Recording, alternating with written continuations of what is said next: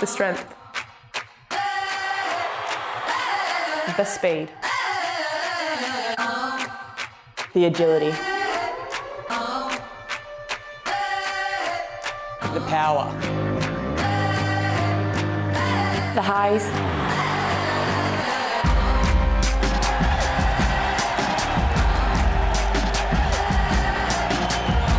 The lows. The drama.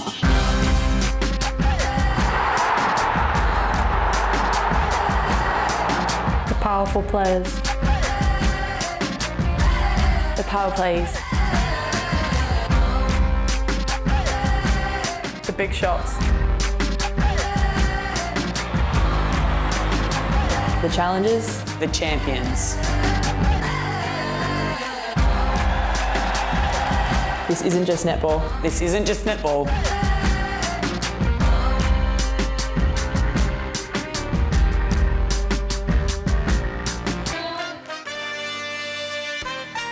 There are 5 players in each team, and each team must have a minimum of 8 players from their 2018 Super League squad and up to 2 worldwide all-star picks. The competition follows a double elimination format. Teams will play up to 3 matches, 2 wins and the team advances straight through to the semis, 2 defeats and the team will be sent packing. Semi-finals and that final will involve a straight knockout. All Fast5 All-Star matches will run a total of 12 minutes. In the event of a tied game, the result will be settled on a next goal wins. Each All-Star team will have the ability to double all points scored in a 2-minute power play. The power play must conclude during the first 10 minutes of the game and can't be used while the opposing team's in motion. Rolling subs are allowed, so a change can be made at any stage of the match from inside the sub-zone. Points scored within the D are worth a single point. A shot made from the outer circle scores you 3. And finally a net from long range, that's a maximum of 5. There are no cautions in the British Fast5 All-Stars Championship. All-Stars will receive official warnings for intentional infringements. For all intentional infringements after the official warning and for dangerous play, the player will be sent to the sin bin and suspended for 30 seconds. All centre passes shall be taken by the team that didn't score the last goal. The coin toss at the start of the game, that will determine who takes that all-important first centre pass. Thank you, Caroline Barker, for that explanation. Let's show you the group stage, and this could possibly be the most complicated graphic you've ever seen, but we are going to unpick it for you. Basically, if you win 2 games, you are through. If you lose 2 games, you are out.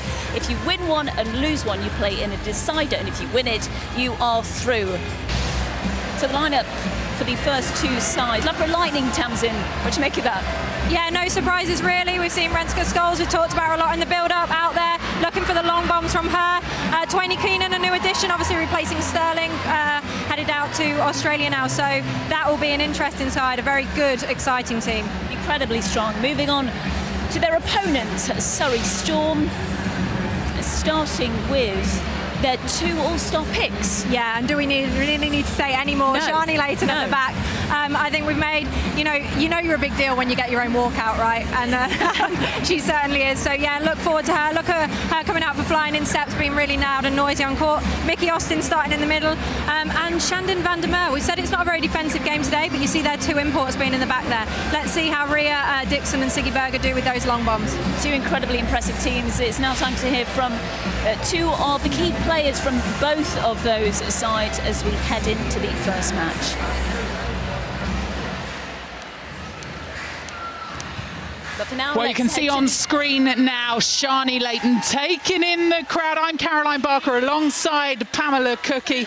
And Pam, how can you not love this? Oh, how can you not indeed? This is the event. To start off, kick off the season, we're in October, pre-season's kind of in the mix, and then the players are out now ready to perform on this stage, the British Fast5 Netball All-Stars. Loughborough Lightning, the defending champions, Surrey Storm from just up the road with a small player. corner, right at the back, the rock. We were watching Sharni Layton in warm-up. She threw that ball down to her defensive end and said, "What are you doing?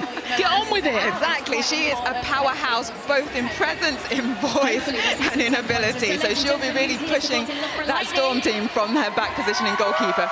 Sharni Layton, just one of the stories about this team, though. When you look at Mickey Austin, their new coach in at centre, she's one of those players that Sharni Layton's come in and said, brilliant coach, gets that team going. And that's really good for Mickey in terms of she's not had much court time in the Povo seasons, but she's come in as director of netball now, and she's moulding this team to make it her own, and she's bringing in Sharni Layton to help kickstart that process. Well, they're doing the old soft shoe shuffle on court. We had a little look at Peace Proscovia, just measured, just calm with her Loughborough Lightning team.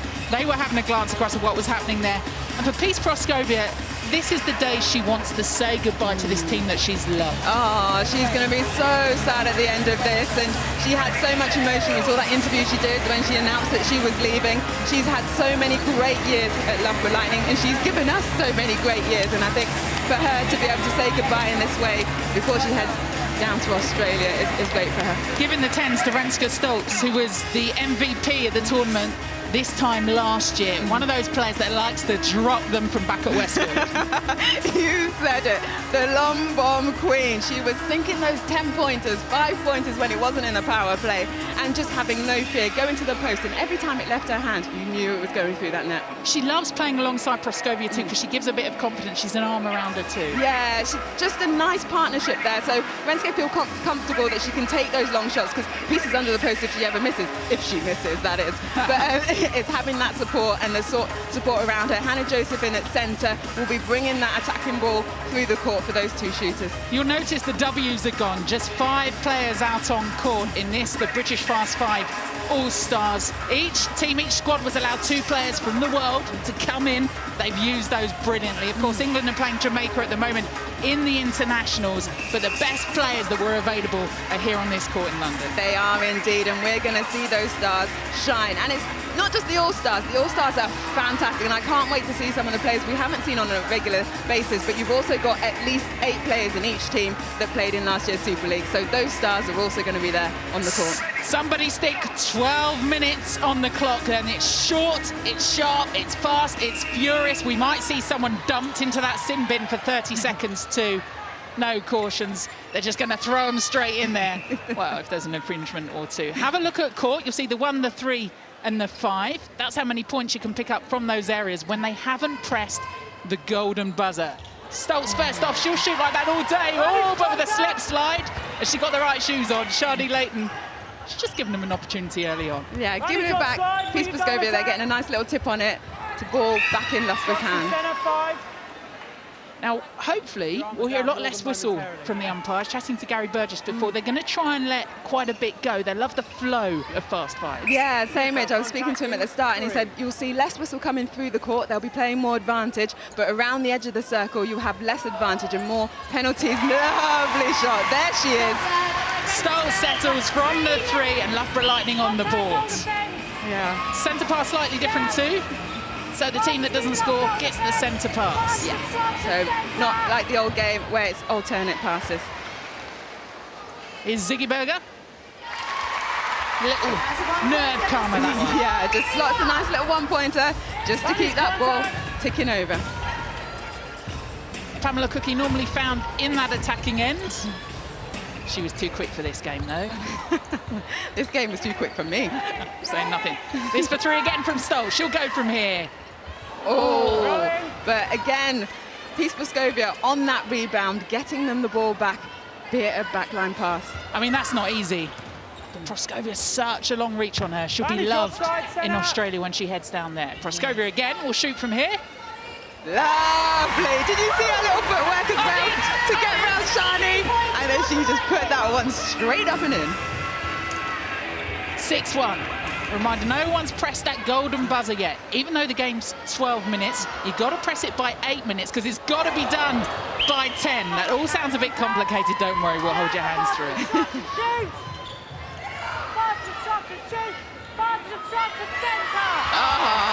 Great there, Rhea Dixon.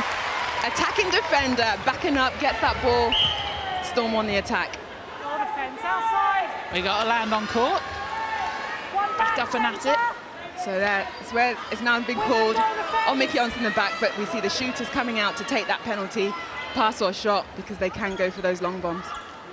Yeah, regardless of where it ends up, you can take it in the higher end if you want to. Yeah. Anywhere in that end third, you can put that ball up for a shot. And already we're tightened back up again. Pressure being put on by Layton at the back.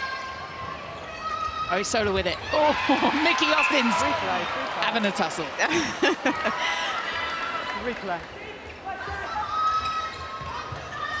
Good space there from Renske, taking it nice and wide. Renske Stoltz and Proskovia finding space for herself too, wriggling round. Defenders need to be a bit careful there, because if they're going in, they're giving the shooter another opportunity in those higher scoring ends without a defender on them. And this is where Renske Stoltz really shines. No one on her, just heard the ball in the post. It's going in.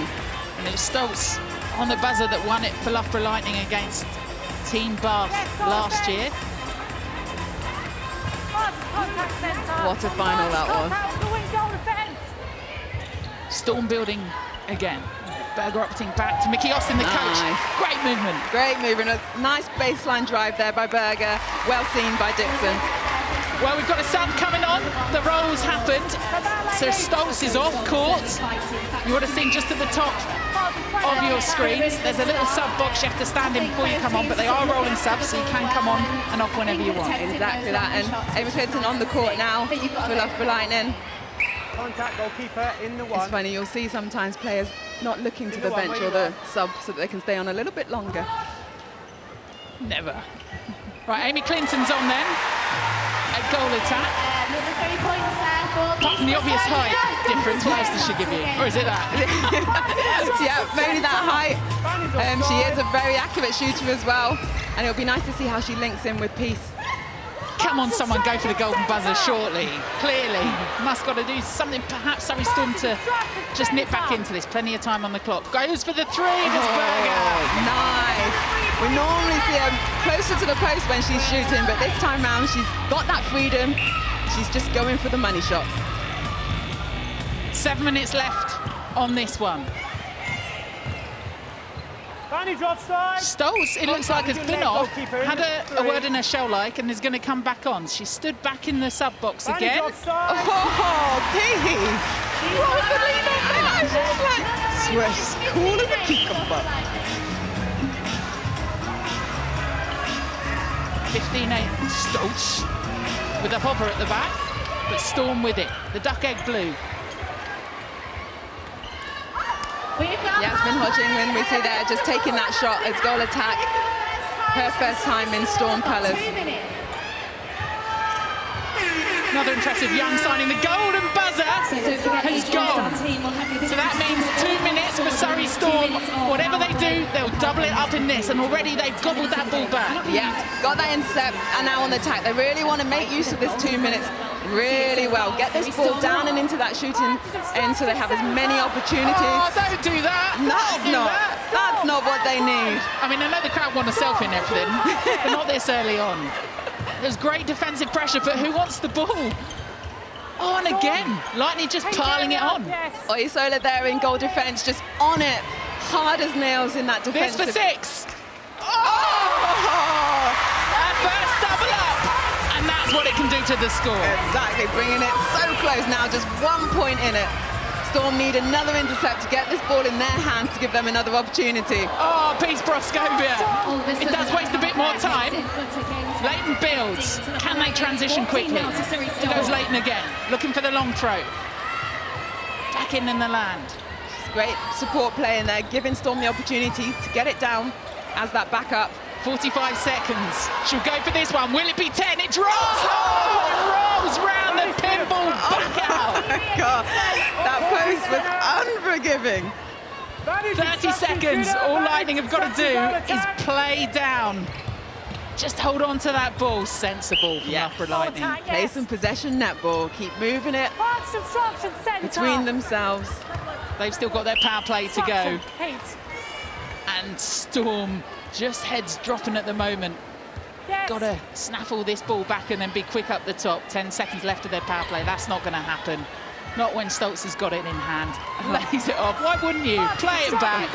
It's as much about putting your own score on as about counting down that clock. Yes. And it's great there. As we saw them hold up the ball, but then at the end of it all, still put that goal through the net to keep their board ticking. Well, they're back within one. So now it's about keeping the ball away from Loughborough Lightning, who played their own golden buzzer. The power play and doubling up now for Loughborough Lightning.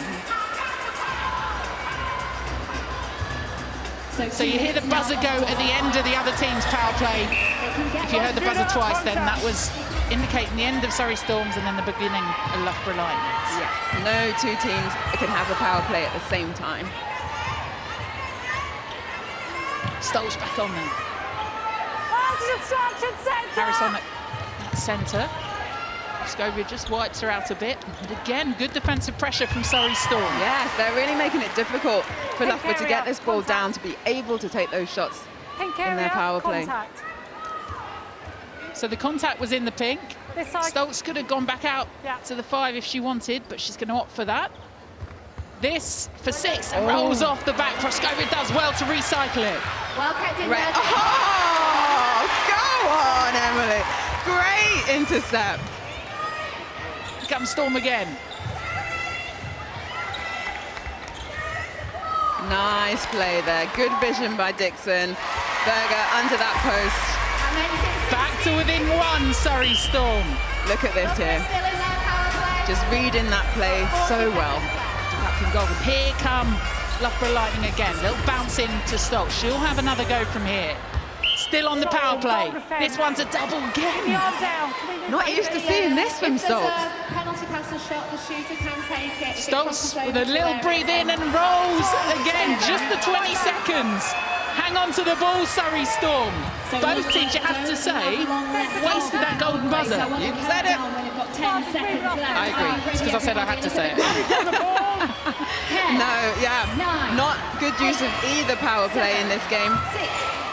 So this one comes down to the old traditional 5-3-1 tradition when it comes to Fast 5. Berger will go from here. Berger, she almost bulleted that one in. It was flat. Hold time, that's a warning for persistence. The warning's been dropped. Next up, it's a sin bin. Yeah, no cautions in this game. Under 2 minutes of this.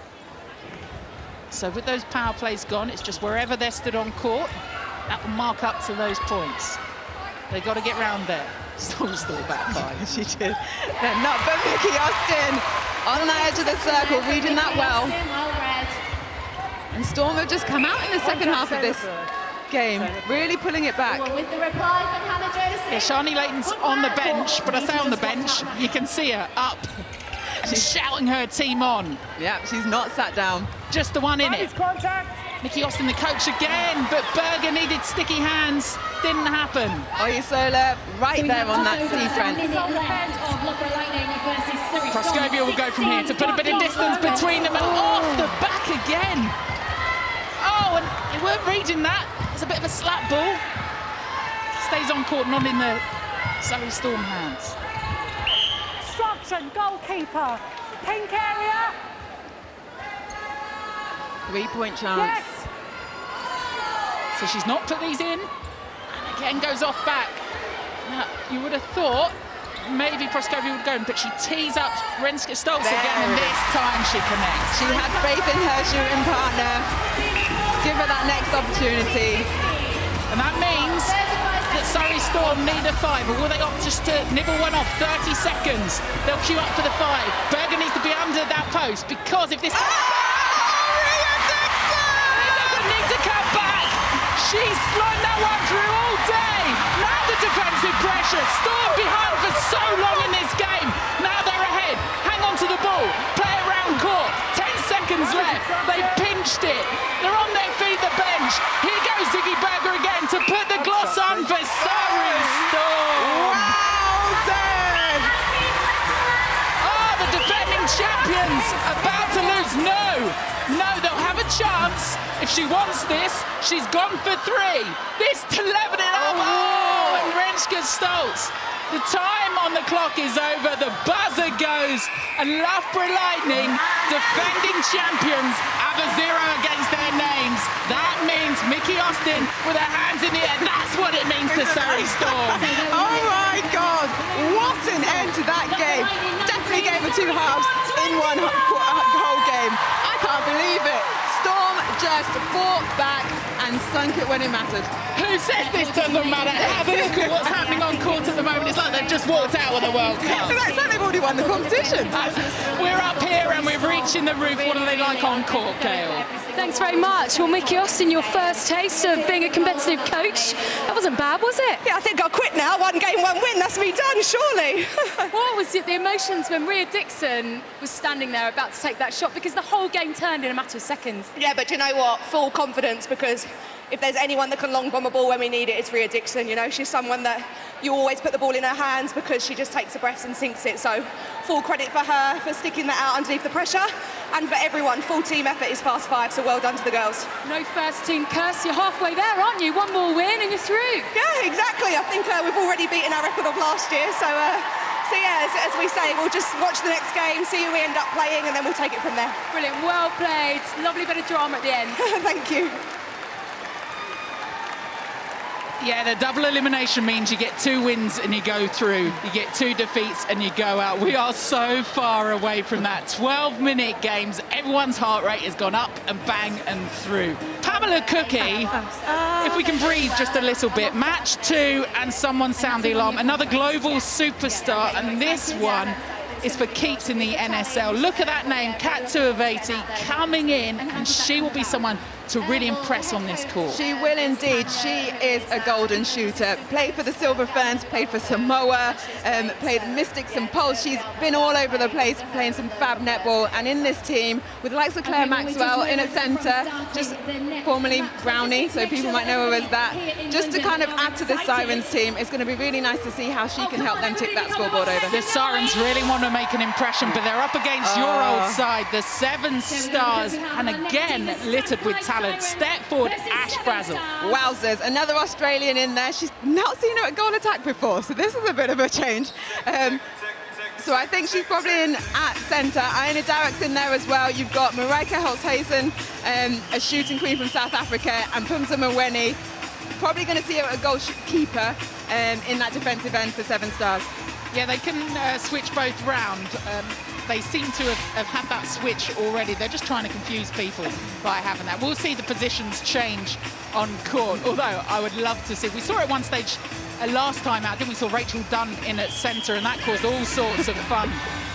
Now, we saw the golden buzzers used in the last game. That win for Surrey Storm, but not used to great effect. There it is from Kat Turavadi. Already that no-look pass straight across the court to Maxwell and under the post for a shot. Already the quick hands and quick feet. Sirens wanting to get off and running. I've got the theory, and I don't know whether you've spoken to 7 Stars about this, I'd always go early with the golden buzzer, but you're trying to throw the opposition off. Yeah, just go in, see if you can get those points on the board early on while everyone's still finding their feet, get the scoreboard ticking over, and then kind of hold it back and absorb the pressure. Absorb. Ash Brazel in that goal defence. Well, I bet she could do it at goal attack. Contact centre, penalty. Probably, yeah. Also an Aussie rule, so she's very versatile. Like Sharni Layton, playing AFL. Oh, and already getting that recycle from 7 Stars. Here they build again. Yeah, Pumza Mweni's signed also to go down and play in Australia. She's had a formidable season with 7 Stars these past 2 years. Obstruction centre in the 5. Obstruction. Mweni, a real talent again in Yeah, that centre out She's of got play. height and reach too. Centre out of play. She can mess with the minds of the attacking net. Yes. Obstruction. Page reach here under the Advances goal post. obstruction. Come over from Team Bar. Wasn't getting that court time with Team Bath, but she's a real talent. She is. She's young and up and coming. And she'll be a good addition to the 7 Stars team in that attacking end. Sirens got to sort out that attacking end, and Claire Maxwell's making sure they get a bit of ball. Stars. Gibbons with it. Yeah. Sirens thinking it was their back line. Stars with it though. Nice little dink there. This for the 3. Boom! Holzhausen! Look at this, cool and calm, great with the net. Maxwell does well to try and keep it on. Heavy strapping round Tuiveti's right knee. That's that one. Yeah, she's had an operation that's kept her out from playing the last season. But she says she's almost back to full fitness, just needs to settle in Glasgow, and then that strapping's coming right off. Oh, you can't get through those arms. No. She is a brick wall. 9 minutes of this game, 12-minute games that we're playing. In the 5. Just a quick reminder while we're early on in this tournament, you've got to hit that buzzer by the 8th minute because you've got to have it played by 10. Exactly. Contact, keeper, penalty. Keeper on the 5. And if you wait too long, keeper, and there's only 8 minutes to go, and one team gets there just before the other team loses out. Story of my life. Derek goes with it. There are those real young talents coming through. Derek, good coach for her. Right, the buzzer's being played. It was Sapper. Cracked up like Father Christmas. No one saw it coming. Hits the golden buzzer. Imagine if that shot had gone in, that would have been literally just after the buzzer had gone. What timing? They're going to get a second nibble, those Stars. They're back. Got to try and drive this forward. While that buzzer's gone. Reed with it. Contact comes hunting for it. Yes. Will she go for the 10? Oh, she teased us. This for the 6. Oh, go on, Paige Reed. Lovely shot. They give each other a low 5. Well, that is a dangerous gap. Sirens can't play their golden buzzer while the other team's in motion. Nope. The rolling subs are happening too. It's all happening. Yeah, Ash Brazil at that goal defence, just battling around. Yep. I think because this game is so free through the middle, even though she is more of a centre wing defence, she is able to play goal defence and help the team on the attacking end. That's 3 off. Under a minute of the power play. 4 Stars. Oh, lovely feed there from Mona Derrick. England under 21. Reed for another 6. Put a bit too much on that one.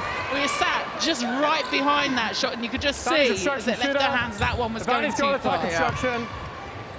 Replay ball, well picked up there, James Thomas. Reed snatches it back, desperate to make this one count. This for another 6. Oh, and just drops back again. Overcompensated, too much there. Gibbons up for a long pass into Maxwell. Tuiveti came out for it. She'll go back with Maxwell. They're going to play out this time and then wonder if they'll do theirs.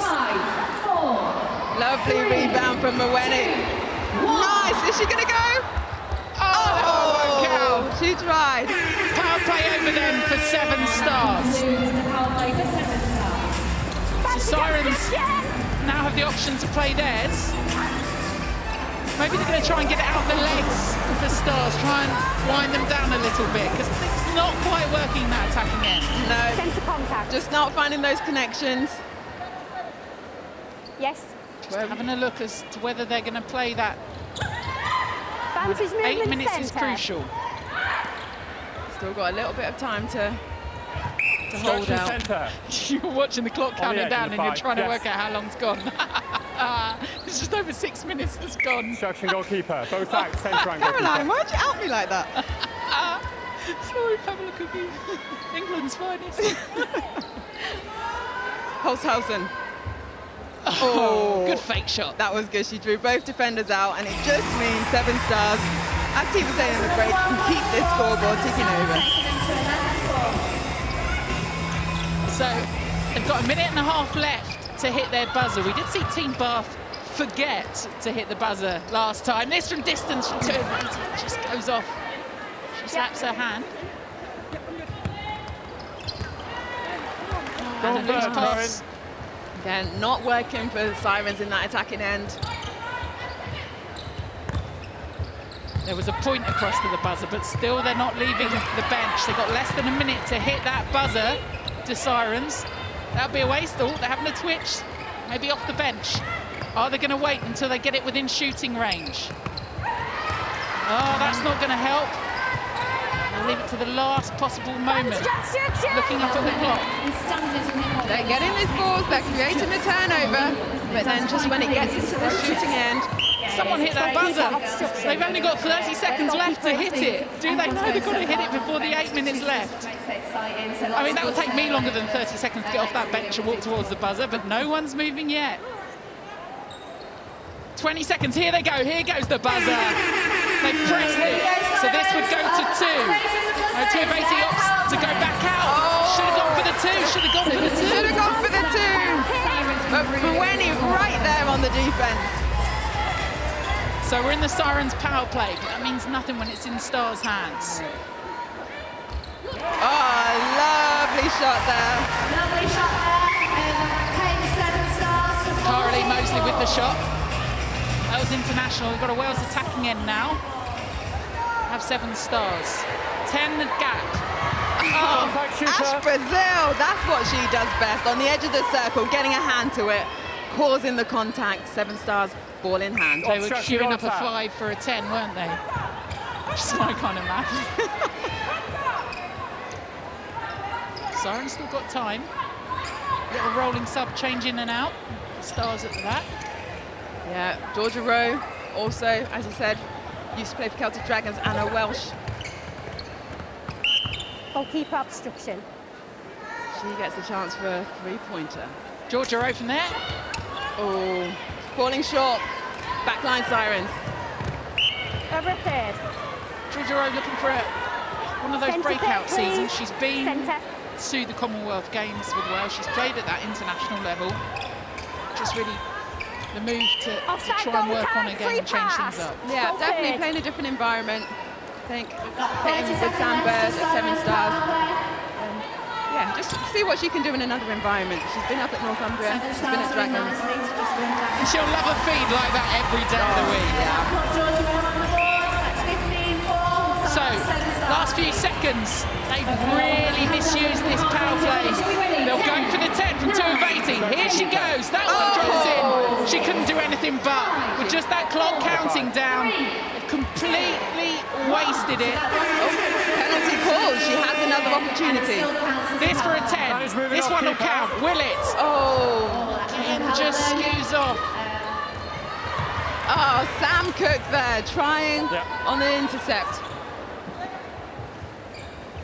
So we're having 2 minutes Lovely left. pass. It's Strathclyde Sirens score 7 stars 15. Just not falling out for them. They can't do the ones they've got to go. Yes. That's a bit unorthodox. Get out of the way. They've got to go for the 5s. Obstruction keeper in the 5. Oh, and again, pretty much fishing for it, but not really. Minute and a half left. This one you feel is gone, but since this one, just that little adjustment. Each of those shots going off to the right. Exactly. Should try it from the front. And too much on that one as well, so not quite getting her eye in just yet. That is obstruction shooter. It's a real comeback season for Kat Toolbase. So we'll see her grow into the game through the Netball Super League, which starts in January with the Super 10s. All teams will be playing. We see very different lineups to these Fast 5 squads. Yes, and a different game altogether. Out court. That went out. But nice that all teams in one place. The last minute of the game now. 7 So into the last 50 seconds. This one's gone for Sirens. They're not out yet. It is double elimination, so you lose 2 and you go home. But look at that. From Claire Maxwell, Gray. All right across. Center obstruction. Looking to transition quickly. This about building into their next game. Oh, and again, she's getting closer. They're going to drop. Next game, they're going to drop. Yeah, and now that's what Fast 5 is, though. You just don't know. So 2 wins sees you through, 2 defeats sees you out. At the moment, it's Stars about to walk away with that first win. Make sure we're going to be counting down to the last 10 seconds of this. Last 10 seconds of this one. Room for improvement for both sides. But it's such a short environment, just those 12 minutes. Got to make all those opportunities count, and that really is the story of this game for Sirens. It's 7 stars that walk away with that first win to their name, just really outpowered Sirens when it came to the power plays, just showing their strength around that attacking end. Definitely there. They started really nicely, really strong, and that kept them going through. Sirens just not getting those connections, balls not hitting their players, going off the sideline and not being able to land those shots. Okay, so ladies and Is there something about the blue? We've seen a win for Surrey Storm, we've seen a win for 7 stars. Who takes it next? Let's head down to court and get some reaction from Gail. Thanks very much, Caroline. We'll ask you, like Sharni, have had a bit of a whirlwind week, haven't you? Slightly overshadowed by your fellow Australian, but how was that? How much do you enjoy being out there today? Oh, absolutely love it, and Sharni can have all the hype she wants, but hopefully we get the win over, and I'm happy with that. Bit out of position at times there, but doing it for the team? Yeah, goal defence, I love it. I'm trying to convince the coach that I have a goal attack bib as well, but haven't done that yet. There's still time, don't worry about it. What about the atmosphere? You've obviously played a lot of Fast 5s all around the world. How does this compare? Oh, this is unbelievable just to have music on the court. I think it's something that really pumps the players, so yeah, keep it up. Halfway there, and you might be seeing Sharni at some point. Yeah, fingers crossed. Thanks very much, well played. Yeah, we are ready for that epic tussle. Not just yet. A win then for 7 stars. Up next, Team Bath are taking on Manchester Thunder. Again, 2 teams that are littered with internationals. We're ready for Team Bath, Manchester Thunder. This match 3, and Team Bath have a point to prove, so they've rolled back the old gun in Stacey Francis, plucked her back from Australia, stuck her straight in. They want to go win this tournament. They want to go one better than last time. Yeah, they do. They made the semi-final last year, and this year bringing in Stacey Francis, a Team Bath favourite, played at Bath for many years before she went down under, and such a strong character on court. We talked loads about defensive imports, and I said it wouldn't be a very defensive game until I watched the last game, which proved to be very, very defensive. So Stacey Francis will be looking to bring it in this one. We haven't really seen the golden buzzer used properly. Will it be Manchester Thunder to do it? Joyce Mvula is one of those players who loves a long shot too, but look at that defensive end for Thunder. 10 years in the making. Dovey and Ahmed, they will crush them. Yeah, look, a traditional Thunder side there, one that started in the Super League last year. Loads of experience and know each other well. I think we saw in that last game with Sirens that perhaps the connections weren't there. You won't see that from this Thunder side. They'll be very, very clinical. It's whether these two, the likes of Turner and Mvula, can get those 3 points and 5 points when it matters. And please, in the golden buzzer. Do it in the golden buzzer. Just shout a bit louder. They won't hear you because it is rocking here in London. Oh, and already I'll have a tickle. She was taking that. Yeah, great start from Turner, and it's important that these attackers defend all the way through the court because there is so much space on this court with taking the 2 wings out. So it's a whole team defence unit job. Chelsea Lewis, she'll have a go at 3 early on, and that to settle the nerves. Chelsea Lewis loves a long shot. Yeah, she does, and that was the confidence straight to post. You haven't seen that from all the shooters this morning. I love that from her. That's the way you're going to win this game. Get the ball, have a look, straight to post. A nice easy one from Mvula. I mean, you say easy, you still got to put it away. I'd still be lining it up. You know what I love about this game, though, is that the shooters do just turn and are happy to put up the long bombs. You rarely see that in the full 60 minutes now. It's all about percentage shots. Oh! I thought that one was going in. And that's usually why, because it is a harder from that area of the court. But again, it's the only way. You've got to take a bit of a risk in this game, let the ball go. I love how they drive it through the court as well. It's so much quicker, again, with the space out on the court. Stacey Francis was assuming the normal Stacey Francis position. She'd gone for a fly and was on her backside. She's back out. Go Team Bath again. Good land and take. Oh, and a nice open out the circle there, Paul to Sophie Drakeford-Lewis. Keep that scoreboard ticking over. I love what Surrey Storm did in that first game. They made sure they had the bankers. The 1 point meant they kept going on the score. They didn't panic even when there were 6 or 7 down. That's important in this game too. Vula go back. Hanlon with hands on ball. Contact goalkeeper. Did you see 3 defenders swarm around Turner because they know how important it is to make sure they don't have free shots on that post. She just keeps pushing it back. Turner wants to go from that range. Sweet. Those rebounds are crucial, and it's the best partnerships in the shooters, the ones that accept. You've got Turner putting up the long bombs, Mvula up there picking up the scraps. You know, we saw it last year that the teams that work the best in the circle, that Proscovia-Stoltz partnership, that matters, especially when it comes to crunch time. Goal attack. We've not seen a sin bin yet. Yeah. Maybe not the fiery players within these teams to see a 30-second drop. We're already seeing movement on the benches, rolling substitutions. Drake Lewis does well. And you just see that she boxed out, she rebounded, and then a quick pop out to Chelsea Lewis to get the 3 points. A really important partnership there. Really well worked between the two shooters. 7-7. Team Bath last year forgot to press the golden buzzer. I'm not sure how it is big enough. Contact, round the other side. We walked past that earlier. It's really hard to walk past it and not want to push it. You had a go. Didn't have the same reaction though, did it? No. You weren't wired. It's all right. Oh, we've seen Beryl Friday come onto the court, a goal attack. A new addition for Team Bath, come over from the... She had some time with the Queensland Firebirds down under. 2 times NZ winner with the Firebirds. Bib. Chelsea there. I love that by Chelsea Lewis. She took that 5-pointer, the whole crowd sort of went, ooh, it just rolled around the ring. She slapped her hands, gutted that she didn't score it. And that's what I love about the confidence of the shooters in this game. All those all-stars then. Welcome to England. What a shot there by Beryl Friday. Beryl Friday and Stacey Francis, the 2 all-stars. You see the 5 stars on the back of the Team Bath dresses. They know all about winning. Yeah, and both heavily involved in that 5-point play as well. Stacey Francis with the intercept. And then there she is on the tip on the shot. Just that experience of these international players, what it brings to the game.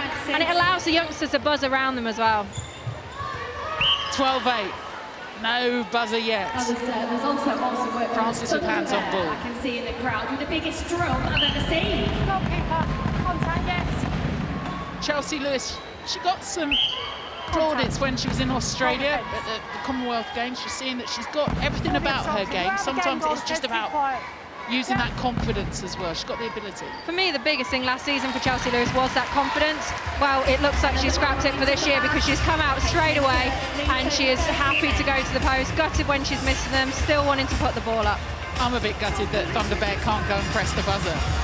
I'm sure, you never know in this game. Look, Selby Rickett on the court and Anna Thompson as well. So Anna Thompson and Selby Rickett, the all-stars for Manchester Thunder. Thompson rolls that one. Good call to hang on to that one. Here goes Thompson for the 3. Back again. Great strength by Mavula trying to get in there, but it's Bath that come up with the ball. Anna Thompson looking for those long shots, and that's where you sometimes think, right, just get the one, just get the score ticking over because you've got nothing on the board, you're 5 down. What a ball in by Francis to Chelsea. Oh, not able to finish it off. And that's how open this game is, because everybody, all the defenders are looking to stop that on the edge shot. They're often leaving so much space under the post, so you're going to see some thread the needle kind of action going under that ring today. Patient Contact from 3. Manchester Thunder. This for the 3. An easy shot. And what you'll see today from the shooters is they're far more comfortable taking those shots on a penalty. And one of the things about the team that will win today for me are keeping those penalties under wraps. You know, not giving away the silly errors, not giving shooters 2 opportunities. Because when they're taking those low percentage shots from the edge and from that 3-point zone, you don't want to give them another bite of the cherry. Here goes the golden buzzer. Team Bath have snuck in and pressed it. That was getting key because we were heading towards the last 2 minutes you need before the 8 minutes, which kind of makes sense. You can't play it at the same time. So they've played that and they've been sharp about it. And what I love, talking about the tactics, we said there's not many in this game, but pressing it as soon as, oh, what a rebound, Mavula, as soon as you're going to take that shot, so you use the maximum amount of time. So Thunder can't hit theirs whilst Bath are in their power play, but they'll keep trying to hit the points. Not happening at the moment. And like every time they're taking that ball and giving themselves, they're counting the clock down, which is frustrating for Bath because they're power play. They want to get the ball back. They want it up their end. Oh, Francis takes the ball, takes the player, gives in the long delivery. Look at that, the intention behind that from Stacey Francis. And to be back to receive the pass again. Definitely great pressure from Thunder here. Not allowing Bath an easy play. Great switching from the 2 defenders. Chelsea Lewis for the 10. Oh! Goal attack, contact. Yeah, needed to go for it. Want to use the points in that power play. But it'll be the next shot for me that's the important one. What do they do with it next? They want to get some score on the board. You see Beryl Friday coming back into the game. Not surprised after a 5-point effort. If they're going from the 5 points, Friday just at the corner of your screens. It's so important and can really. This for 3 for Manchester Thunder. Cool as you like from Mavula. She's got a range in.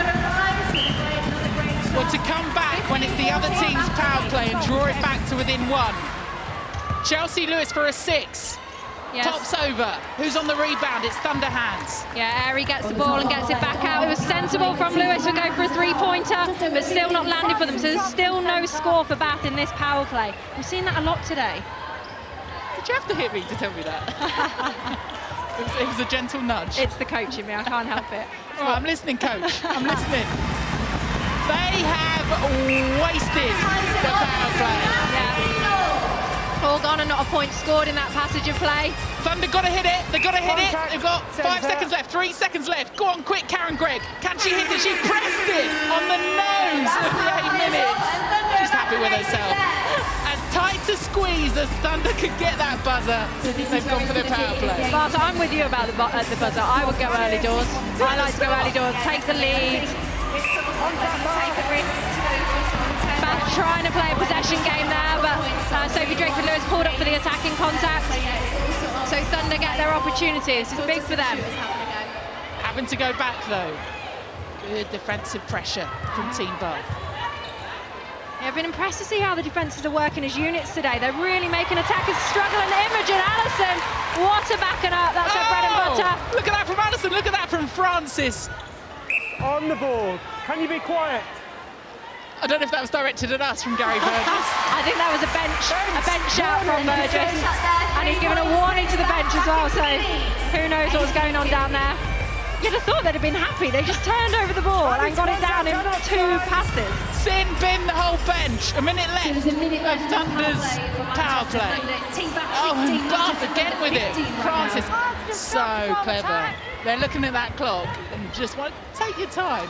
Go it to the full 3 seconds. Of course, you're allowed to play the ball around in this game. If the umpires think you're taking the mick though and really not attacking, they'll ask you to use it. They can turn the ball over. So Bath will have to put up a shot at some point. Put it up from a 3. Oh, contact. Rebounding by Drakeford-Lewis today. Not one of the tallest shooters in there, but quite happy to get in. Really tenacious, getting in great positions. Was with Mavericks. It's been part of the Netball Europe as well. She's one that England particularly are looking to for the future. Yeah, and what I love about Drakeford-Lewis is how she uses her body. So we've talked about her not being the tallest player in there, but she's really good at screens. How quick can you be, Manchester Thunder? Come on, 5 Thunder. seconds left. They've got to go quick transition. Francis not letting them through. The Thunder. And that's why they brought her over here. Another power play wasted really by Thunder. We've still not seen a team utilise it today. They've got to work it out. Go early. This tournament's so tight, played out over these 5 hours. Got to do it quick. Turner for 3. That's better. Nice shooting by Catherine Turner. She's great at distance. We see that in the Super League all the time. A typical goal attack, happy to go to post. Who wants it then? 18 all, no power plays. This about pure fast 5s. Again, just that defensive work. Yeah, well, you've seen a lot today of man-on players just happy to run through and have a crack at the ball. I think it comes with the style of the game like that. You see great defence by Rachel Shaw. And opened it up, that front run, prepared to go hard on the front ball. Absolutely incredible defence by Bath. Reminder, if this is tied at the end, it's next goal win, is it? Will we get to that stage? Obstruction down, defence, both of you. Do you go from 5 from here? Do you open it right up? Do you give them everything to think about? Of course you do! Now that was confident. She didn't need to go for the 5, but she has hopefully put this game to bed for Bath, I'm guessing.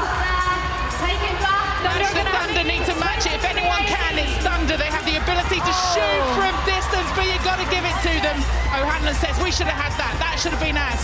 Was this a match-winning shot? I think that was, and it just goes to show how important this defensive unit has been for Bath as well. Rachel Shaw again, running hard on that to create the intercept for her team. Fantastic pressure from the whole Bath lineup. Francis with it again. Oh, and can't get through. Thunder, last opportunity. Dying seconds for the buzzer, dying seconds for the game. They'll need to go long. Just shoot it. Just put it up. One of you. She'll have it. She'll have it. Turner, what are you made of? Take a breath. Go for the 5. This to take it. Oh, Strosh, she'll have another. She'll have another. I'm on the edge of my seat, Caroline. Go on. Oh, this time it dropped about 4 years short. Turner couldn't do it. It's Team Bath, last year's losing finalists who have the win, Tamsin. Yeah, and a really classy performance from the Bath side. It was actually the defensive pressure for me, how they worked together as a unit. They set loads of things up for Frances to come through with the flies, which she loves to do. And Beryl Friday, what an introduction to the Team Bath team. You mentioned Friday, it's Frances that Gail's got. Yes, thanks very much. Yes, it was a long bomb, wasn't it, to win it? But that was a performance and a win built up your end in defence, wasn't it, Stacey? It was definitely a team game. With only 5 people out there on court, you can't have anybody resting. We know that there's definitely a little bit of fitness lacking going into pre-season, but we're happy with how we started and we're going to build throughout. And how is it to be back in a Bath shirt for one day only? Bath is wicked, it's my home. Huge love for Team Bath. It was the only dress I'd come back and play for again. Well played, and we will see you again in the next round. You're halfway there. Thank you. Winners, grinners, Team Bath, the side she said she'd come back for. They've only gone and won the first one. We've seen wins for Storm, for Stars, and for Bath. And now we're into match 4, Benacos Mavericks against Wasps. Tamsin Greenway, what we've seen so far has been fantastic. It is that last game we just saw, Team Bath. What a classy performance by those guys. The imports that are shining for me today, Beryl Friday came on the first time we've seen her in a Bath outfit, nailed a 5-pointer with her first shot, and Stacey Frances, outstanding. That's what I love about this competition, the fact that we get those big names coming back, and it just brings so much to our game. Of course, now we've got Mavericks taking on Wasps. Mavericks starting with Karen Bailey, their all-star as goal shooter, Sophie Hankin as goal attack, Gabby Marshall centre, Lindsay Keeble as goal defence, and Jo Tripp, another all-star, in as goalkeeper. Of course, Jess Thirlby is their head coach as well. And Wasps, Rachel Dunn, fantastic in goal shooter, Tamsin Mwala making her debut for Wasps as goal attack, Amy Flanagan in centre, Hannah Knights as goal defence, Josie Huckle as goalkeeper. Now, we cannot start this game without mentioning the kit of the Benacos Mavericks. Yes, discuss. Well, there's been a lot of chat this week, hasn't there? When they unveiled their kit last night, I think Twitter, the Netball fraternity went mad. Look, it's different. The great thing about Fast5 is that you get to try new things out. So love it or hate it, people are talking about it. I think the hashtag was power to perform. You definitely can't grab onto their dresses today. I think that's what Sophie Hankin, who we've just seen on the ball there, said. So, you know what? Fair play to them. It's exciting. That's what Fast5's all about. Well, let's see whether or not they can take advantage of this new kit. I absolutely... Oh, what fantastic! Straight away! Karen Bailey, we're used to seeing her under the post, holding strong throughout the league, and she's just gone and nailed a 5-pointer to start. Now that's going to be confidence. And Rachel Dunn matches it. Well, welcome to the game. So you've got 2 of the most prolific scorers in our game at the moment, with Karen Bailey down one end, Rachel Dunn down the other end. We talked about the long bombs today. I love to see those shooters, the confidence they have to just go to the post. Yeah, she was just inside, wasn't she there, Rachel Dunn, for a 3-pointer. This is going to be a cracking game. I was about to say, what I loved about the Mavericks when they came in is that they really took the mickey out of themselves with that kit, coming in with like a rowing team, didn't they? It was fantastic. It's the most unique walk-on I've seen, I think. Well, it is indeed, and that's the fun part, and it actually gets the teams to work together. You know, it's a real fun event. Players want to play in this. Hankin goes for that long shot. That's the stuff you don't want to get the defenders to get dragged into there, giving away penalties on the edge. Hankin misses, but rebounding position from Bailey. That'll be a strong partnership in there. Straight away, Bailey for 1. Taking Mavericks to a 6-3 lead. Now, we were talking earlier on about the power play. Nobody's used it to their advantage so far. Are you hoping that one of these sides are going to push it early? I think the problem with the power play, and I was sort of being a bit tongue-in-cheek when we're talking about it, is that you've got to guarantee your shooters are going to score. You know, in a game, shooters are shooting usually in a 60-minute, 85% from that one-pointer area, you know? We're now asking them to shoot 3 and 5s. The percentages drop very low in that. So, yes, it's amazing when they score in those power plays and they get it from distance, but it is a really hard skill to master. But Wasps have Rachel Dunn on their side, who had an 89% shot conversion rate in the Super League last year. So if anybody can take advantage of a power play, surely it's her. Yes, it's right, and it's about the coach sort of saying, right, okay, you know, you take your long bomb, you don't score it, keep the score ticking over, still double the points. There we go. Mavericks have gone early. Fantastic. So 2 minutes on Mavericks, and they almost got one in on a 5-pointer there. And that's the thing, I don't think the timing makes any difference when you decide to go for it or not, because the reality is it's when you're, you know, it's the flow of the game, it depends how your shooters are shooting. It's only 12 minutes. I was just going to say that. For 12 minutes, there is absolutely, there's no bonus time, is there? Of course, they do have to hit it inside 10 minutes, so one of them's got to hit it before 8, really, if they're going to both get it in there. Definitely, and you just got to judge, are the players happier chasing the game, or do they like to be in front? Actually, it's quite a big pressure to go in front and take the lead. Oh, Mwala straight away on her debut, scores the 3 points. That takes it to 6-all. So we've still got Mavericks. It'll be interesting now to see if they take another long bomb or whether they go for an easy one. Oh, straight inside. 10-pointer. That's the first 10-pointer we've seen. Fantastic stuff. So Wasps need to keep possession here, really, don't they? Yeah, they need to sort of drag that clock down. Remember, they've still got their power play to go as well, but that will have set the Mavericks. We saw the Mavericks bench and the coaches all lift from that shot. Nice to see Rachel Dunn there with the reply. I think it's really good to just keep putting that pressure on. Ball goes awry there. Yeah, and frustrating for the Mavericks. They just got that ball back from a missed shot. You know, 30 seconds left on that clock. Even if you put in that extra pass, build it a little bit. You want to give yourselves opportunities in the power play. So they've had 10 points in a minute and a half's worth of their power play. 20 seconds left, but Wasps have possession at the moment. Wasps just playing a nice possession. And you can see Wasps just playing short, sharp netball. By the way, loving the glitter. I was just going to ask you what's all that about. It looks like tinfoil in there. What's going on? I'm guessing they've gone festival mode for this, but that's what I love. That they get to enjoy that, they get to have some fun with their outfits, hair. So Mavericks power play is over. Looks like they're bringing on one of their rolling subs just outside of their power play. Fantastic shot there, but it won't count as double. But they've taken a 21-9 lead.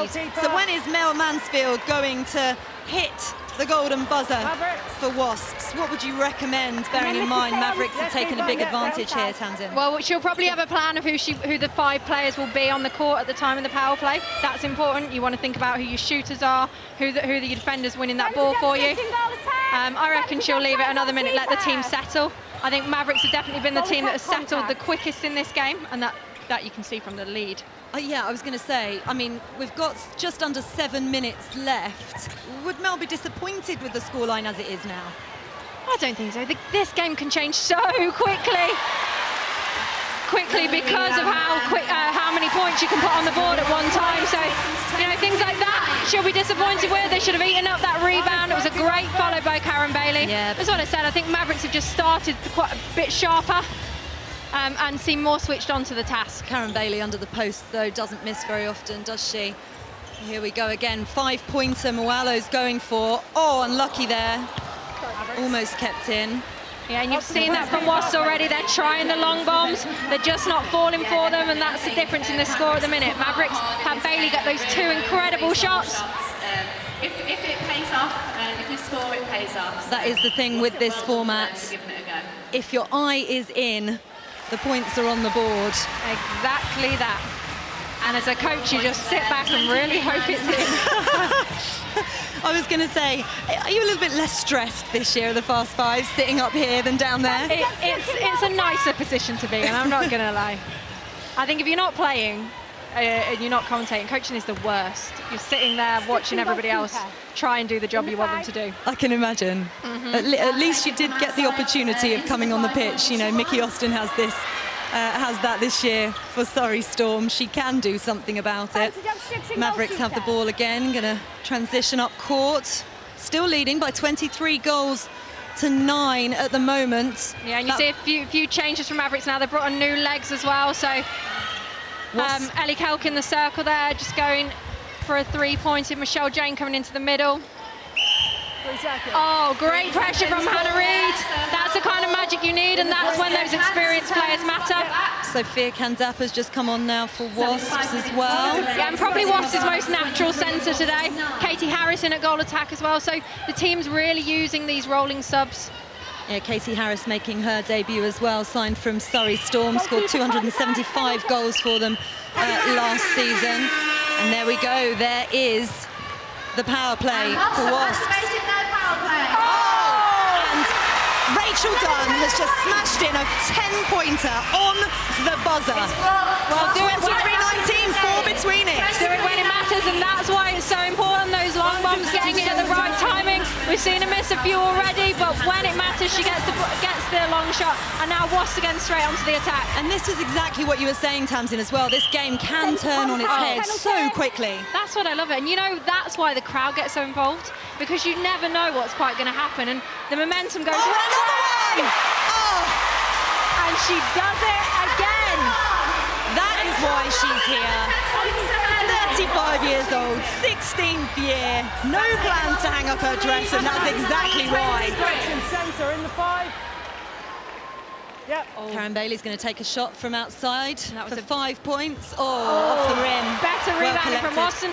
That's the frustrating things you don't want to see your centre do. There's no need to give away the penalties on the edge. You give the shooters an opportunity to get their team in the game. But Karen Bailey did not take that opportunity. So 23-29, Wasps now in the lead after that 10-pointer from Rachel Dunn. They've turned this game on their head with just over 3 minutes left to play. Long ball into Karen Bailey.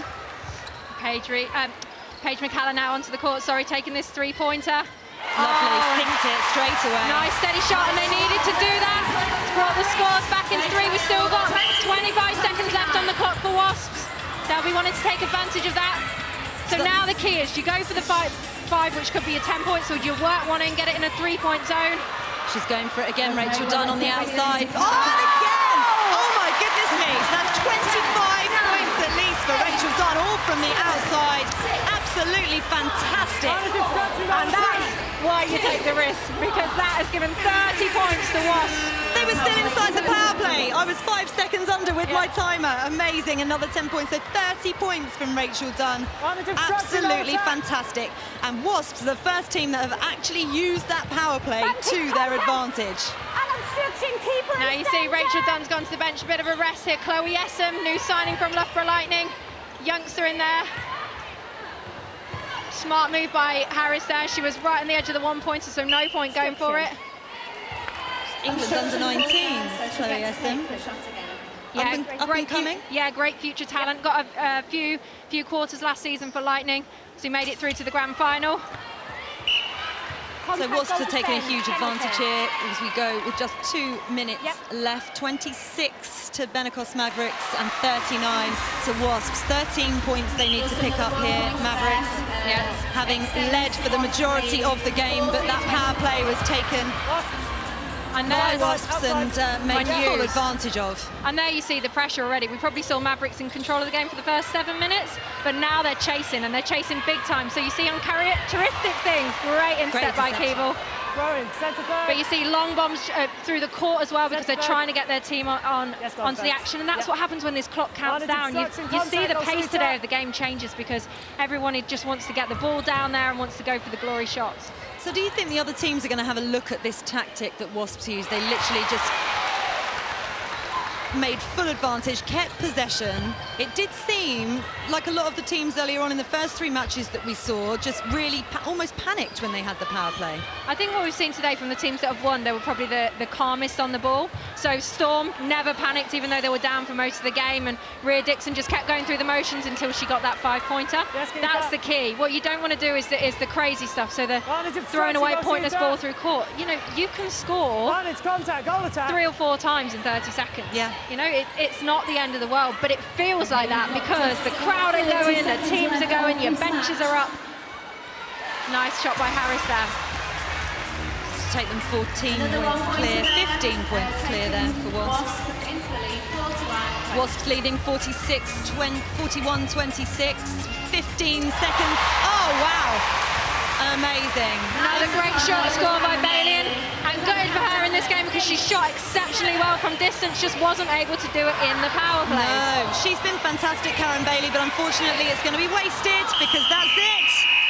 Wasps lead 41, win 41-31, and that was the best game we've seen, the highest scoring game that we've seen so far as well. Yeah, really impressive from Rachel Dunn. Took the shots when it mattered. She'll tell you she was probably shooting those ones as practice to start, knowing that the power play was coming up. But you know, your team really lived from those 10-pointers, and she just single-handedly went and won them the game. Absolutely. So it's going to be Bath against Wasps in the next round, and Thunder against Mavericks, and we can go now to Gail, who's got Rachel Dunn with her courtside. Well, Rachel, not many teams have mastered the power play yet. What's the secret? I mean, you yourself managed 30. A bit of luck, really. I couldn't hit a barn door before on the 5-point shots. Just a bit of luck, really. Mav started shooting really well to start with. Hard on the pressure, so we had to respond, and we did, and they went in. What's the pressure like when you hear the buzzer go? You have to focus a lot more because that 2 minutes goes really, really quickly. So you have to make the most of it. And just finally, you guys are taking this very seriously this year, aren't you? Semi-finalists last year. Here you've been in training for 3 weeks now. Oh, I don't think 3 weeks. I think the same amount as anyone else. It's a really fun tournament. We're just looking to make the most of it and have a great time. Well done, well played, Rachel. Thank you. So we've just seen a fantastic game there between the Benecost Mavericks and Wasps, who came out triumphant 41-31. Coming up next, it's Surrey Storm against Stars.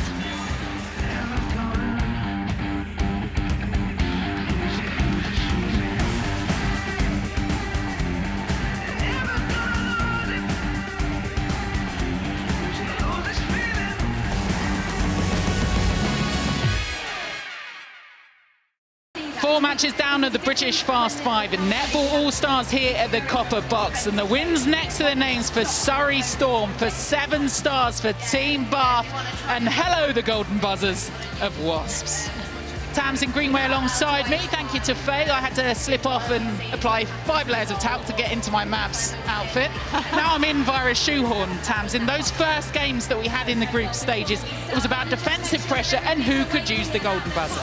Yeah, for me, I think we've seen some standout defence, like Stacey Francis, Sharni Layton. Those guys have really brought it today. But Rachel Dunn in that Golden Buzzer. 30 points she scored for Wasps. Yeah, absolutely fantastic. Just above average. That all means as we roll into 5, 6, 7 and 8, the last of the double elimination groups, we've got Storm Stars first up, followed by Bath Wasps, then Lightning Sirens and Thunder Mavericks.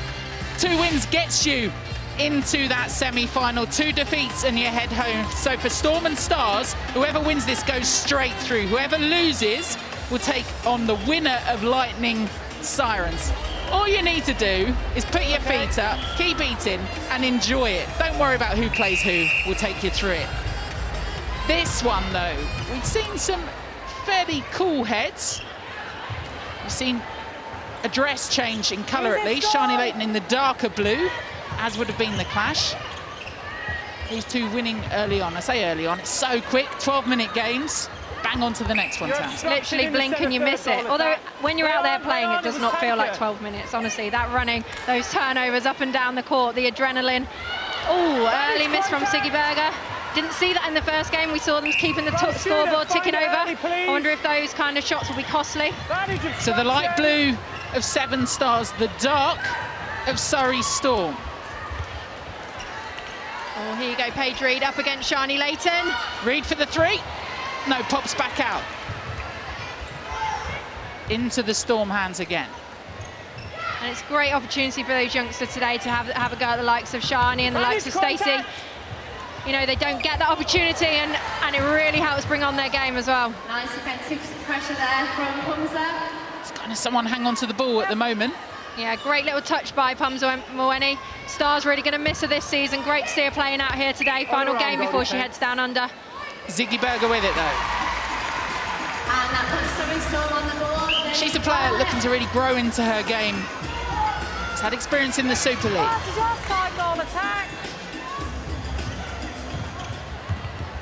Stars moving at Around well. Holzhausen for the 3. Probably not seen such a confident start from the shooters in this game. Thank you. It's all been about defence, how they're bringing the ball through. So a reminder, just the 5 players. Centre, You won't see a wing defence, you won't see a wing attack on the court for the Fast 5s. No, and it means that players like Ash Brazil, who you usually see out sort of wing defence centre, is actually playing back in the circle. But you know, there's been loads of talk about Sharni Layton being over here. Ash Brazil's been great so far. First game, she brought so much injection to that through court. Great on the ball, always available, really shouting at her team. I love that, because they could only been together, what, a few days? There we go, Paige Reed on the board. Shall we have a conversation about Paige Reed? Because she's going to use this season to really step up and prove that she's worth being on that court from the start. So Fast 5's an opportunity to show for the NSL as well. Yeah, well, Stars will really rebuild their squad this year. They've picked up Paige Reed from Bath, probably didn't get as much court time as she wanted, was in the England under-21 mix. You know, it's important, and this is worldwide, that your countries, you build your own shooters, you build your own goal shooters and goal attacks. Centre obstruction. I think this year for the English League, we're really going to see some of those youngsters step up and actually see who's going to be the ones that step into the boots of Joe Harton, start playing with Helen Housby. Vantage contact centre. 2 pays 3. This one at the moment, a tight old game. Reminder, everyone walks home with some money from this. £25,000 for the winner. But then it stages down from there. So all important to get those wins and go through. One win gets you £10,000. Yeah, it's not a bad day in the office, is it? Interesting there how Siggy Berger was rebounding and still offloading it to Rhea Dixon. She had 3 bites at that shot then.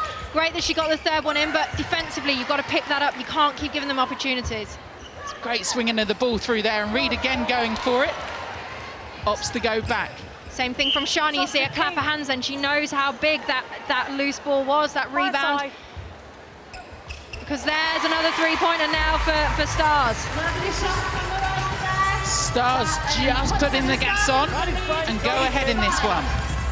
But Surrey Storm spent most of their last game down, or coming back right at the end. I just thought how calm they were throughout that first game. They didn't seem bothered that they were down, they just kept plugging away.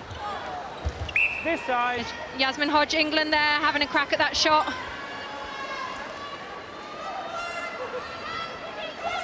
So Stars will look to build again from the back. There's Brazil.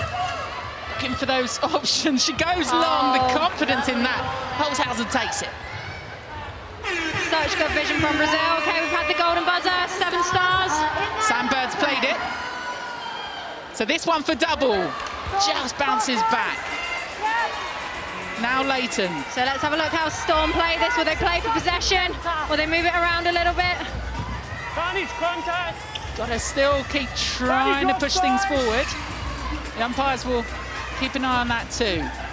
That's what's so brilliant about it, trying to look for positive netball. Yeah, of course, and everybody wants to see that. You want to see your teams attack down the court. You want that bit of flair. Both of you. I think we saw Kat Tilvati earlier doing her no-look passes. Didn't all come off. I think they're going to have to work on those connections, but it's what the fans want to see as well. Some of them might need to.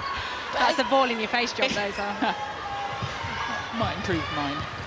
Back down the court then comes 7 Stars. Just one in it at the moment in this power play. A minute left for them. Great movement. Beautiful play, all set up by Brazil again. She launched that ball into Marika Holzhausen under the post, offloaded it to Paige Reed for a 3. Really smart play by Stars. Further sneak ahead, but having seen Rachel Dunn drop 30 in that last, I know they can sneak back, and particularly when Aga's got her eye in. Yeah, and you can't ever rest on it because it only takes a shot like that from the shooters. Another 3 points keeps them ticking over. Puts the pressure back on. That was a confident pass. Yeah. Up, first goal defense in the 3, that's that cover, because the defense don't want you to get the outer circle, so they open the post, but if you're quick hands for the offload on the centre court, doesn't matter because you're still there for a 6-pointer.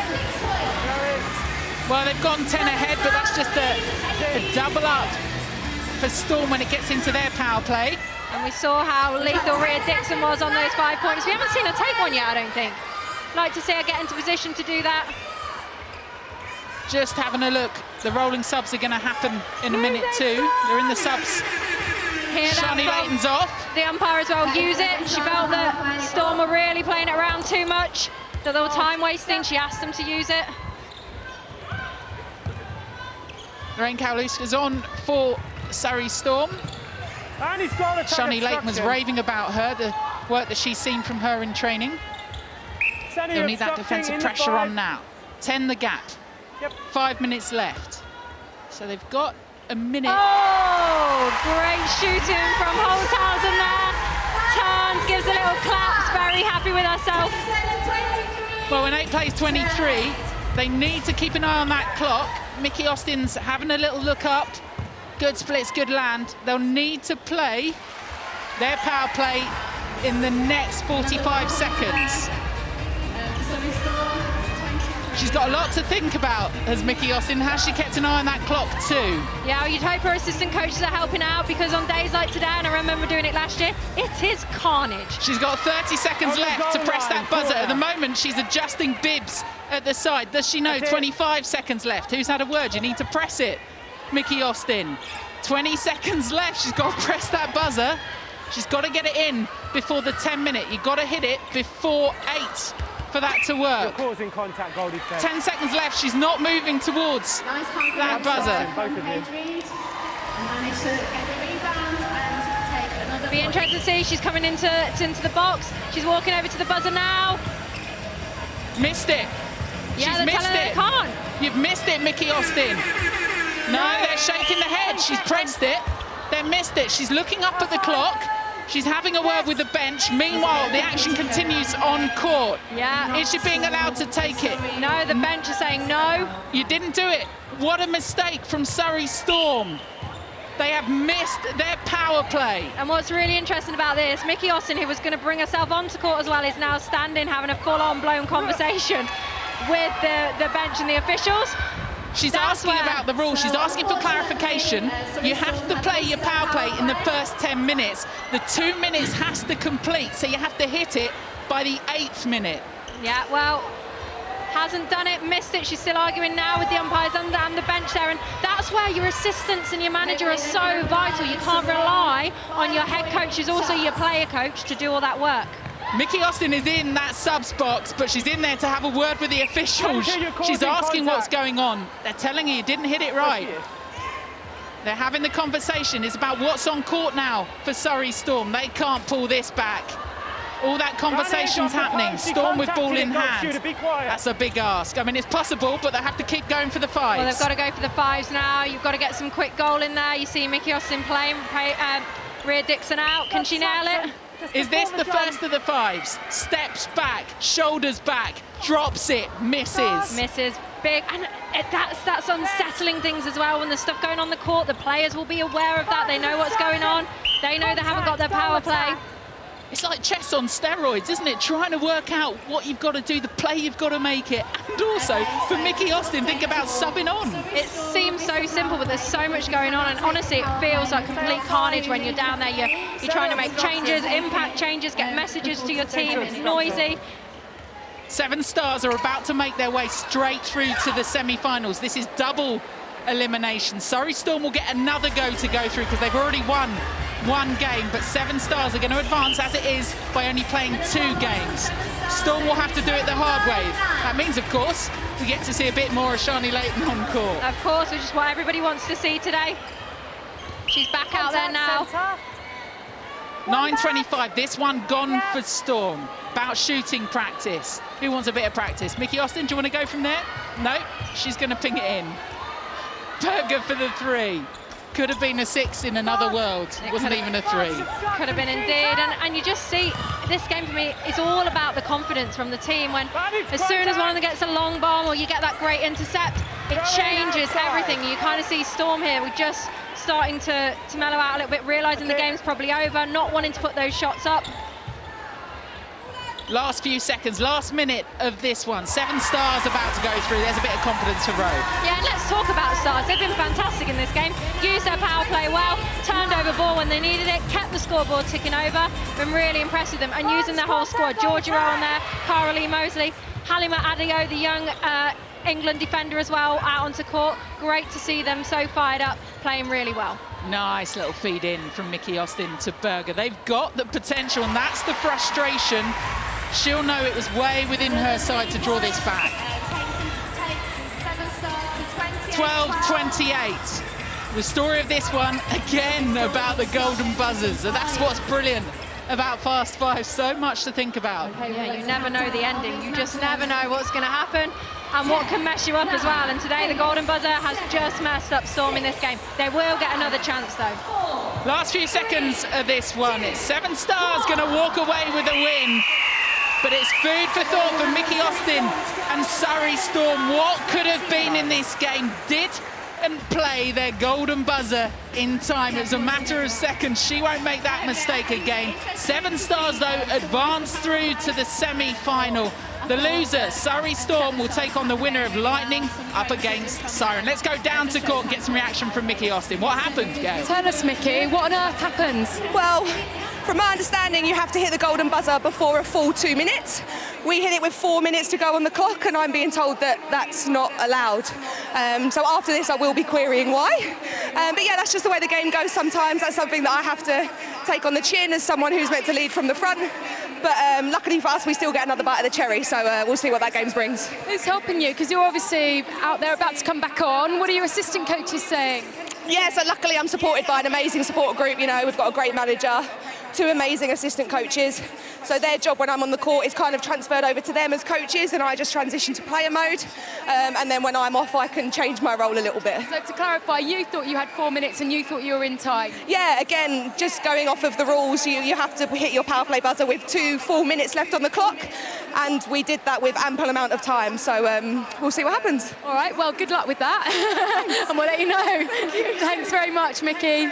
Hey, Mickey, do you want my clock? Because on my clock, Tamsin Greenway, they were out of time. She needed your rule book as well at the start of the game. I'm not saying nothing. I don't think she's going to have a leg to stand on that. It's frustrating, but I'm guessing she'll have learned a lesson from this one. Here's the match made in heaven at the moment and who's progressed through. We have seen a bit of everything. Surrey Storm against 7 Stars, with Stars walking out the winners. That was in match 5. Up next, match 6, Team Bath against Wasps. I'd say they have history. It was Bath that came victorious through the semis this time last year, and they went through. Then into match 7, we've got Lightning, Sirens. Match 8, Thunder, Mavericks. The winners, the losers, they go through. You can see Storm already in there as the losers. They'll play the winners of Lightning, Sirens, then into the semis, and once we've gone through that, into the final. It all works itself out. It shuffles the pack. Who knows who will come out on top? But what we do know, Pam Cookie, there is a chance for these teams to keep going through. You know this team, Bath, well. You've won one of those, or a couple of those stars on the back of their dresses too. And for Wasps,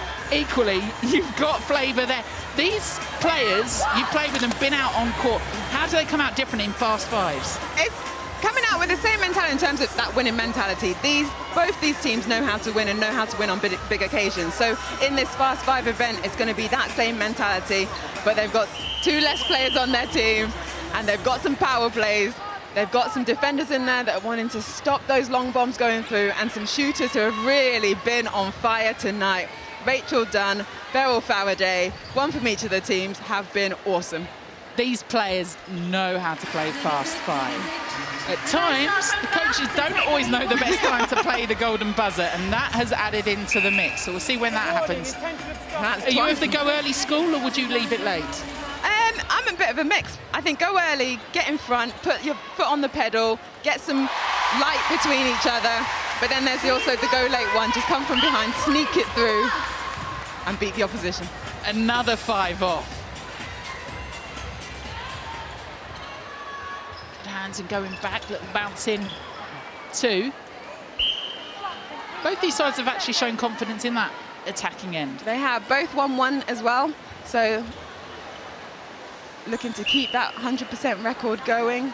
Team Bath had an awesome finals, but just missing out to Loughborough Lightning and those Wednesday Salt shots last year. Stacey Francis in at goal defence. Aden, she's been a Team Bath lifer, even though she's now at Fever, but she would have settled straight into this dynamic and group that Jess Thirlby and Minnie Mays, Anna Stenbridge. A little in there. She'll have another go. Will Rachel Dunn Again from the three-pointer. She's just moving her way around the circle. I thought she was going to have another shuffle round, but not now. 2-5. Back in Wasps' hand, and we've seen that defensive pressure through the Super League for Wasps. They'll be, again, the defending champions heading into the Super League season in 2019. Yeah. Very understated. This for 5 for Rachel Dunn. And that's what we saw at the start of the last game, missing those on, but then come the power play, she was sinking them. Yeah, it doesn't matter if you get them come the power play. I just worry for them, Pamela. You know, they can't take the power play at the same time the other team's taking the power play. Nope, true that. And you stop worrying. Don't worry. Bath from back of court then. Nope, it's for a chance and through again. Just nibbling away at that score. Yeah, Jake for Lewis now just getting one back on the scoreboard just to keep in contention. We're going to expect these ones to be a little Spoke a lot about Drake for Lewis in that first game.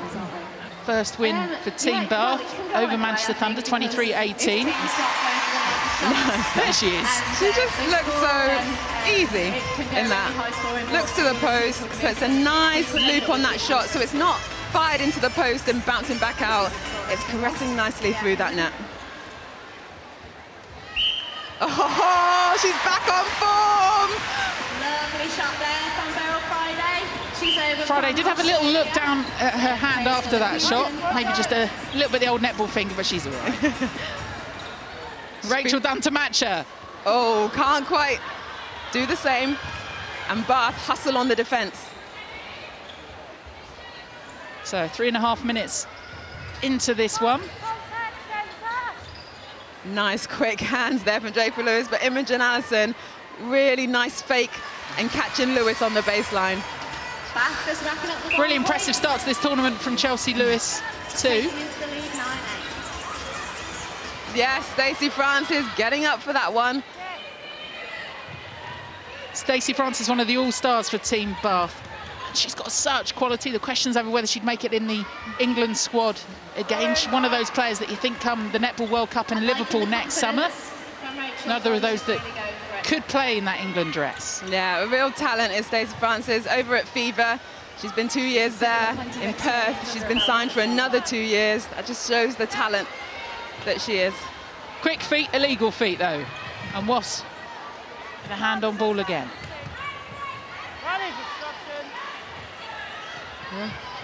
Centre contact in the midcourt. And a nice with it.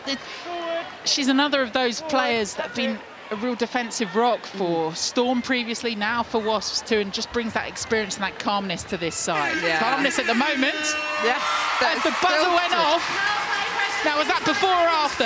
She definitely scored it after. Light sound, which travels faster. They've doubled it. They've doubled it. Just in time there. Thank goodness for them. I don't know who the voice from above that's in control of Was the I shot. that loud?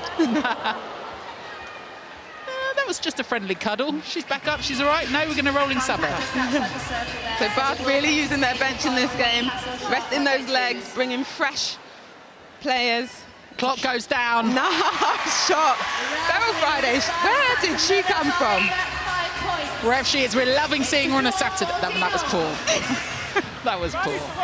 14-14. Nice there, defence from Team Bath. Wasps not having it their own way in this power play. No. Is it me then, or is it getting faster now? Lewis goes back. Yeah, definitely. I feel like it's getting really fierce out there. Sure, with a little bit of a pirouette as well. Good land. Nice feed there. Rachel Shaw just picking out. See how the defenders just suck back on the other shooter as they come edge out of the circle, trying to make sure those shots stay in the one-pointers, not 2 threes and not 5. And because that ball just went off court legally for a little bit. Into some more time. Rachel Dunn for a 10. Dunn did it the last one, not this time round. Still got possession though. Dunn offering again, turns her back, tries to fool them, gets Francis in her back. Yeah. Back to Dunn, good shuffle round, makes space for herself. She'll go from here, that's a favoured position. Oh, even with the pressure from Stacey Francis, that ball still went through the hoop. Look at this jump here. Stacey almost getting a hand to it, but Rachel Dunn says, whatever. that was close. Classic done. 6 seconds left. That's their power play gone. They needed one of those 10s. One dropped. Now what will Team Bath do? Lewis not in the power play. But still gets the 3 points on her. Again, keeping this game tight. Yeah, Wasps didn't get the lead they wanted. Just wanted to put their foot down a bit more, but still in front. Oh, Katie Harris from downtown. We know from Super League she loves shooting from far, but this is just on point. 18-27. Oh! I'll give you a right-hander, you take a left hook. Still they're standing up, back on the ring, back into the centre, and now Wasp with it. Who takes advantage? Dunn slaps the ball. Goes back to Cantapa. She's just going to have a little calm down. All right, Rachel Dunn. This is sick. Another, where did you come from? Shooters are performing in this game. What we wanted to see and what wins the game.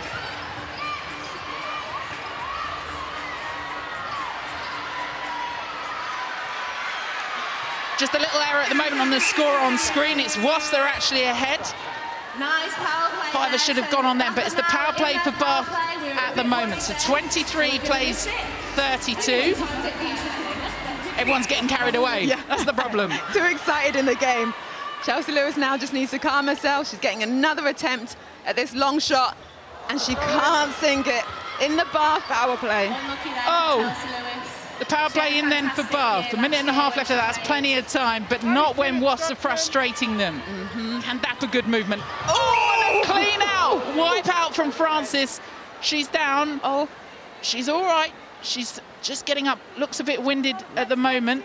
Her team are on court, having a look with her at the moment. She's just a heavy blow, and what it does is when you land from that distance, just onto the court, it's springy, right? Yeah. It's springy, but just wins you. Yeah, it's just the shock of it probably, and Hannah Knights is straight back up, and she's, yes, heading to bench, but it'll be that, just that first land on the court, winded her, and shock a little bit. Yeah. Just such high levels so far. She's giving the nod. She's all right. She's saying, I'm all right. She's good. Tough cookie. Yeah. Yeah, definitely. It's great to see players. So that was a bit off their power play. So Bath are just asking whether the clock will get adjusted as a result of that little time on court. Francis with it. Good hand in ball. She's not looking at the clock. She's just putting her foot down. Good moving around. Oh, attacking contact called. The first one we've seen today. And that was all because of May. That was all because she was hassling and getting in there. But well done, Team Bath, taking it back again. 20 seconds of their power play. This for a 10! No! Rolls out. Gift wraps it back to Wasps. Wasps hands again. When you need it to land in, but the post just said no. Last 10 seconds. Wasps will hang on to this. What do you want to do, Rachel Dunn? You'll have a look. You'll settle yourself and you'll all go for 5. Yeah, all right. Yeah. I'll take them. That's what I do. This is my job. I do this week in, week out. What are you talking about? Ridiculous. 23-37, big lead for Wasps. Just a little bit of a talk about the clock. You don't get extra time if there's an injury in it. Oh, good take from Sam. She thought she had that one, but Bath with the ball. This one's gone, minute and a half. Yeah. Not enough time. Well, I mean, there is time. If you consecutive get the 5s in, but then ones like this to go in. Wouldn't put it past her. Well, Sam May just making this clock roll down. The clock is still ticking. But lovely 5-pointer, Beryl Friday. Bath now want this ball to go quickly to the centre pass so the Wasps can take it and try and get an interception. So the way it happens in Fast 5s, whoever didn't score the last goal gets the centre pass. Hence Wasps with it. And Wasps will gratefully hang on to it. They'll play this possession game. Will be made to play it at some stage. Just trying to find their way through it. 9 in from it. Just a reminder, just a couple of 5s then needed. from Team Bath. Just a couple. Not easy as that. Got to get their hands on the ball. Potentially, but not if this three goes in. Oh, and it doesn't. Francis couldn't hang on to that. A reminder, Team Bath do already have a win, so they won't be out. Just means they've got to play 3 games to make it through to the semi-finals. Okay, well, we don't have very much longer. Great hustle there from Imogen Allison, getting this ball back for Bath, but time is against them. The dying seconds of this one for Team Bath. They go all the way back. They know it won't matter. It won't count despite every effort of Friday. She gave it her best, but again, it was a case of what happened in the power plays, but what happened out of it for Rachel Dunn, who's firmly putting her marker for MVP in this tournament already. Have I gone early, Pamela? No, I think she wants it. She is looking to post. She's got her eye in, and she's slotting them home. Just when Wasps need her to score, she scores. A win then for Wasps. They go all the way through to the semi-finals. Of course, that's where they went home this time last year. As for Team Bath, they'll have to go again. They'll get a 3rd game to go through. It's double elimination, so 2 defeats and you go home. They've already got a win to their name. Let's get some reaction down on court. Gail. Thanks very much. Well, Mal, 2 games, 2 very well played power plays. Yeah, really exciting. We've done a lot of practice about this, and you just hope that it comes off on the day, because at the end of the day, it's all about the shooters scoring. Luckily, we have the Dunn in our team, who has been incredible. But they've been smart. I've been really impressed with them. They've been really controlled, really smart all over the court, which has given these guys loads of opportunities in the attack. So and how's Hannah? We saw her go down. Haven't even going over to see if she's all right. It was so exciting. She's up and walking, and she looks all right. I think she got a big hit. I'm not exactly sure what hit the floor, but the beauty of the game is that we were able to just get Fran on quickly. They're all bibbed up and ready to go. I think she'll be fine. It was during their power play though, so they lost a few seconds there, didn't they? Yeah, they did, and they also threw a ball away to it themselves down there. We're happy with that. All of those things matter. Just finally, the glitter, the gold. What's behind it today? Oh, well, we are Super League champions, so, you know, we've got to go a bit gold. We are black and gold, so just something a bit different. Festival style today. Well done into the semis. We will see you again. Well played, Mal. It's a little bit hot in here, I'm not going to lie, but that Pamela cookie is mainly due to what we're seeing on court. Already we've seen teams go through, straight through to the semi-final. Stars are in there, Wasps are in there, but because of this kind of double jeopardy, double elimination that exists within these early matches, whoever loses the next one goes home, and you've got Loughborough Lightning up against Sirens. That's the game we're about to see. The winner, though, goes on to play Surrey Storm, and we've already seen if Surrey Storm can get the golden buzzer right, they've certainly got the weaponry to go through, so that one will be tough. Whoever wins this one is not done yet. No, and especially after that last game for Storm, and they're going to want to put that right. There's not going to be missing hitting the golden buzzer. Okay, let's move on to our Loughborough Lightning are the defending champions then coming into this. They'll want to be in that semi-final. They'll want to go all the way to the final. They want this to be the perfect send-off for Peace Proscovia, who's heading to Australia after a highly successful time with Loughborough Lightning, but they've got a way to get there yet. Stars in there, Wasps in there. Who knows who makes that final yet? We're a couple of hours off that. There's the little huddle then from Loughborough Lightning. There's Peace Proscovia just crossing herself there. She's one of those players that when that smile breaks out, it's like the thermometer, you know, all's going well. There's the smile. There it is. She said to me the other day, I don't know how to smile, I just laugh. Here we go, off and underway then. Loughborough Lightning with the first centre pass. 12 minutes of high adrenaline netball. 5 players on each team. 3 points from the pink, which is where Peace Proscovia was standing, but it drops in the purple back into Sirens' hands. Got to win this one to make it through. They do. Both teams on a loss. Definitely needing this win. Cat 2 of 80 then, just directing. There's the no eyes. She's pointing one way, her eyes are going another way, and the pass is going in completely the other direction. I love it. And that's what I used to love playing with.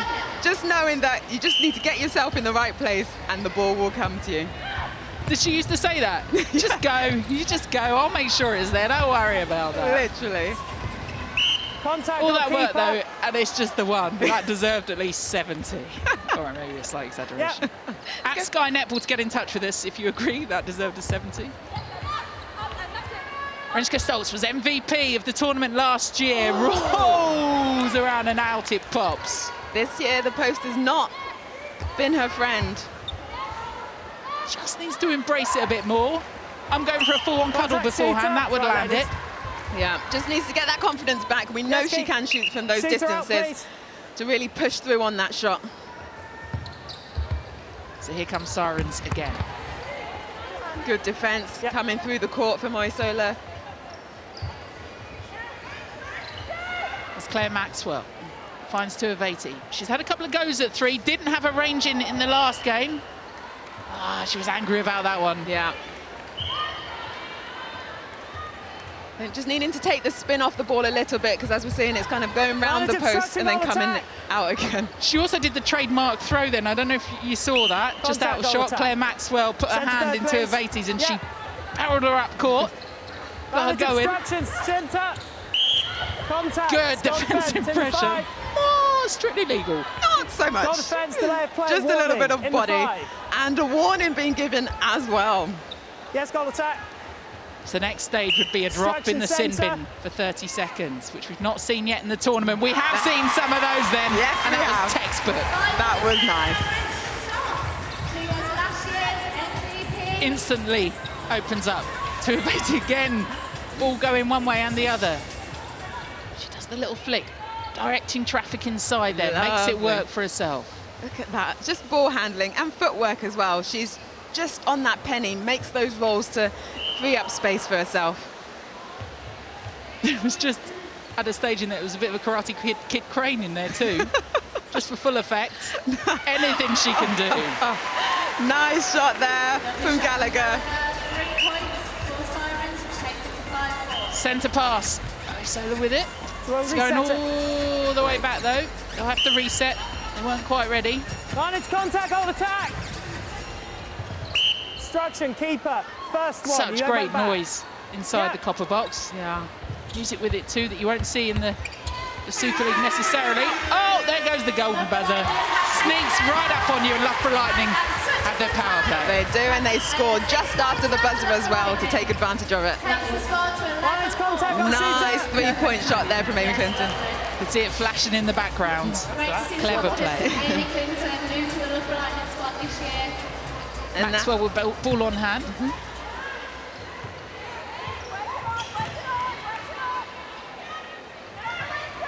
We've not talked too much about the coaches, but that timing, too quick there on her feet from now to Uvali, sorry. But yeah, coaches having to get that timing right, and when they play that power.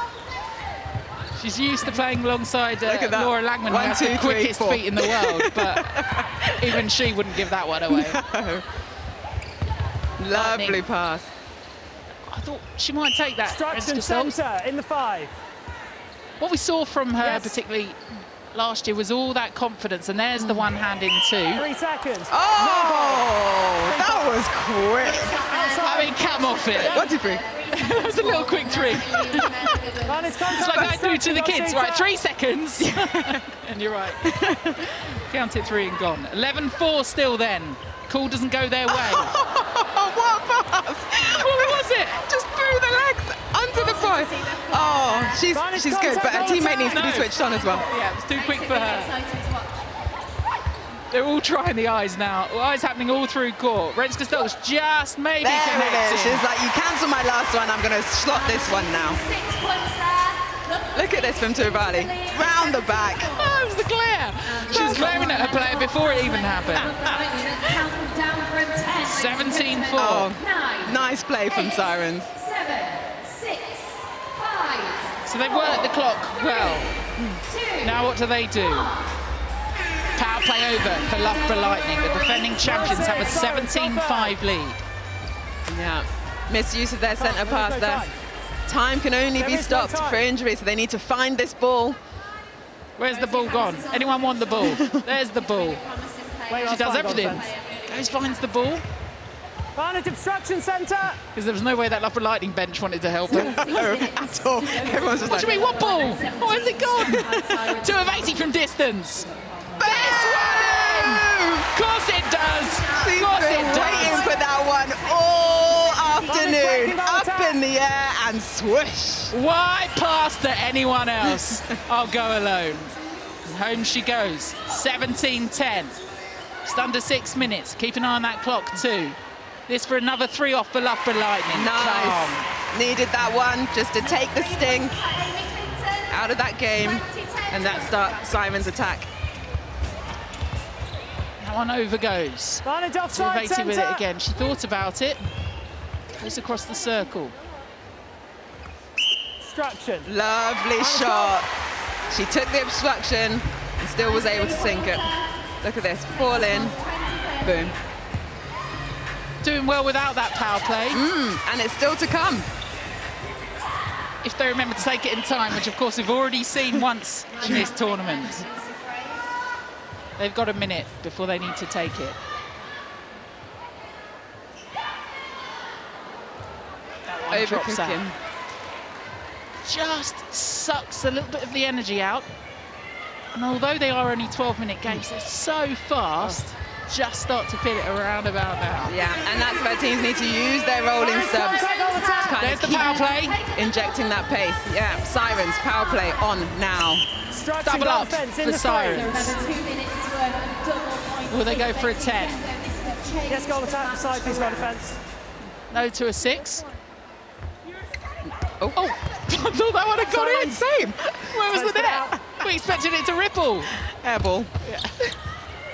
In our world, that was 6. Penalty in the 5. You backed off, he started too close. Doesn't help In the with 5. the clock. Yes, goal attack. Yeah. Just had a shot that British Knights. We're going to see an exhibition from them in between the semi-final and the final. Some men's contact, netball out on attack. court 2. Proskovia, ball in hand again. Hannah Joseph runs on the court in that substitution. Doing well to take the clock down at the moment, Loughborough Lightning. Yeah, just playing this ball around, eating up the Sirens power play. Just back around again. A reminder, the loser of this goes home. No one wants that. Obstruction called there. Don't forget to take the shot. Oh, and it rolls around again. That took forever to sink through, but what that does mean is again that clock counts down, and now the urgency from Sirens. Head down, drive into the circle. Contact, There's 2 of goalkeeper 80. in the Will she 5. go for 10? Yeah.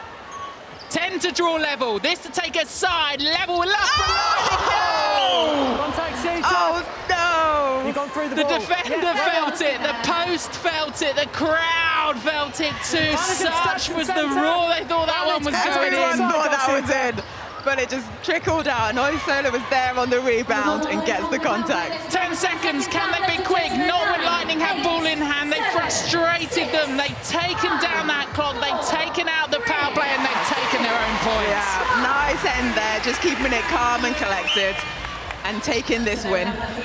Oh, Sirens still loads on the clock, but they'll need to start the 5s. What is that? What have we seen? What did she do? She set up the 5, but the pass that led to it was extraordinary. That deserved that goal. Definitely. That is the creation that we're going to see in this year's Super League. Will this be 5? It deserves it again. No. Contact on Just defense. dribbles off. What a treat we've got coming up in the Netball Super League. Wow. Next season. She will try everything. Yes, Cat please, 2 goal of attack. 80. She's desperate for her side to keep going in this tournament. Yes. Just over 2 minutes left on the clock, but she'll need to sink the 5s. Will this be another of those off? This for 5. Contact goalkeeper. She gets another shot. 5, please. Bash will have another go. Very clever there, taking it nice and quick. And then giving herself the other opportunity. There's 5. It took a while to go to it. Look at that. Look at the pass. Gallagher just needed to be heading straight to the post, ready for that. They need more of that, but more through the net. And Lightning to give up that ball, which they won't do easily. There's Joseph to Proskovia. They'll hate this, Sirens. They need to fly through there. Yeah, they need this ball. Loughborough just playing the ball around nicely there. Oh, unlucky, but great rebound there from Peace Proskovia. She'll shake that off. Yeah, she's straight up, and she'll take the shot. We say the treat that the Netball Super League's got in store, but Australia, when they see Peace Proskovia, they experienced it during the Commonwealth Games. Yeah. Such a great ambassador for the sport. 29-18. So we've got about a minute left. Loughborough Lightning 29. Well, the players well aware of what time they've got left, but they still can't get that ball in. They'll need to shoot from anywhere. This to notch another 5 off. 2 of 80. Another 5 gone. Another 5 down. Now. There's still a couple of scores off it though. Yeah, she needed this in that first game to give Sirens those more opportunities. Still time, but they need the ball now and they need to transition quickly. They won't be able to do it when you've got Lightning with ball in hand. The story of this is Loughborough Lightning continue to frustrate. No way Peace Proscovia was giving that ball back. They'll need to be quick. Surely the clock has beaten Sirens. They won't believe it until it's done. 1 won't help. It's got to go back. You've got to go for 5. The whistle went. The whistle went. Oh God, she is just amazing. Seriously fangirling here. Can she pass? She can certainly shoot. Oh, I thought that one was going in. She'll have another go, but the clock, the buzzer goes. She'll have a go at this one, but 5 won't be enough. Lovely play there, and that's so great for our young talent to see. Look at this, straight back out to her teammate. She just spots it, her vision is on point. The passing was sublime. They didn't have enough when it came to those long 5 points that they need, but what a week it's been for 2 of 80 coming back. We've got her to enjoy in the Netball Super League this season, but for Loughborough Lightning, the defending champions, head on. Yes, they do, and it's just down to the consistent play from their shooters. When they did get that ball in the circle, they were just keeping the ball, the score ticking over. A new coach, same old Loughborough Lightning, Gail. Yes, thanks very much, Sarah. It was a bit more enjoyable than your first game in charge, wasn't it? It was a funny one, because first game I felt like we dominated the game and we ended up losing, and that one I felt like was a much tighter game and we won it, so it's a weird game, Fast5, but you know, you've got to take the win. How is it sitting there and not playing like last year? It's harder on the heart. Like, I can feel my heart beating out my chest, and yeah, so it's a bit difficult not being able to control anything, but you know, the girls are doing a great job. It's meant to be fun. That's what I kind of kept reminding them after the first game. They were really disappointed, but this is fun. Like, there's no pressure on this. We can win, we can lose, and you know, we want to win, but it's meant to be a good day. And you got one more crack at it now, haven't you? Yeah, we'll play Storm again, I think now. So you know, redemption game, isn't it? Actually, well, best of luck, Sarah. We'll hopefully speak to you later. Cheers, thanks. Sarah Bateman, the coach of Loughborough Lightning, the new coach of Loughborough Lightning. This time last year was out there with Manchester Thunder. She played in the Super League for Sirens. She sent her old side home. Let's see what we've got. Sirens are out. They're the only team out so far. 7 stars into the semi-finals, as are Wasps as well. We've now got Manchester Thunder taking on Benacos Mavericks. Both, of course, need to win to stay in the tournament. We've just seen what's happened to Sirens. Neither of these big 2 teams will want that to happen to them, will they? No, they will not. They will want to see their time in this competition continue. Come back from both the losses and get a win on their belts. Exactly. Well, we're just about to start this match 8 here. Thunder, of course, beaten 23-18 by Team Bath. Didn't take advantage of their power play in that first game. Mavericks did take advantage of theirs, but were still beaten 31-41 by Wasps, and arguably by Rachel Dunn. Yes, literally that. Her shooting was on point and she was knocking down those 5-pointers. Right, here we go. Manchester Thunder with the first centre pass. A missed pass there from Laura Malcolm sends it straight into the hands of Mavericks. It's going to be an interesting matchup, this. Want to call it? No, I'm not really able to call any of the games today. I think it's just could be anyone's, and the team that you see start off so well have lost it in the end games, or the ones where you think the power plays have been on form haven't necessarily come through in the end. So it's anyone's game, and it's down to that very last whistle, but I'm still going with the shooters. As long as your shooters are scoring, you're going to get this win. Well, Karen Bailey was scoring, wasn't she, in that first game? She was fantastic. She made a couple of errors, obviously, but she was exactly proved why she's been brought in as an all-star for Mavericks. Yeah, and she's been at Mavericks for the Super League last season as well, so she's used to this setup, used to this team, now playing alongside Sophie Hankin, who loves a long shot as well. Oh, yeah. It gives her confidence that both shooters in there are good on the rebound and good at putting these balls away. Exactly. Still no score yet. This is the first game we've had with like inside a minute, and it's still goalless. But here we go, Karen Bailey. Too much on that one. I think she heard us. Yeah, unfortunately, I think we jinxed her a little bit there, didn't we? Her first shot of the last game, though, straight to the post and straight in, but not so much this time. No, exactly. So Thunder transitioning down court at the moment, hoping that their shooters are going to be on fire. That first game, they played 23-18, didn't take advantage of that power play. Who's going to push the buzzer early, do you reckon? going to go with a Mavericks, leaving it to as late as possible. Well, we've got our first score on the board. 3-pointer there from Thunder. We saw as well, didn't we, Catherine Turner right at the end of that first match, missing that 5-pointer right at the end, which would have given them the win. Normally so cool on there. She just lost a bit of power on the shot and it just didn't quite make the ring. So she'll want that not to happen again in this game. As a shooter, though, does this format of the game bring a whole different intensity and pressure to you shooting? It can do, but as a shooter, you need to kind of refocus your mind back. So it's kind of like playing any game where you're getting hassled and it's hard graph throughout the game. You just switch in that mentality, but still need to stay focused at all times. But it does give you the power and the reign to do those longer shots because you're getting more points for it, rather than sometimes I was always under the post because one goal's one goal. Well, I would go with you there. I think I would be under the post because my long shots aren't very good. Karen Bailey with an opportunity for a one-shot now to bring Mavericks on the scoreboard for the first time in this match. It's 4-1 to Manchester Thunder. This format of the game, of course, whoever hasn't just scored then takes the next centre pass, slightly different to normal netball. And we've been told, oh, unlucky there. Yeah, well tried from Mvula, but not quite getting the distance on it. Such a shame. The first 5-pointer of the game.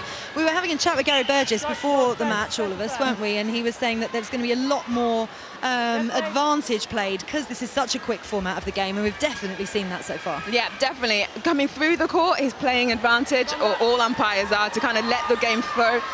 But once you get around the circle, you're not seeing many advantages because they want to see the shots happen, so they're calling those.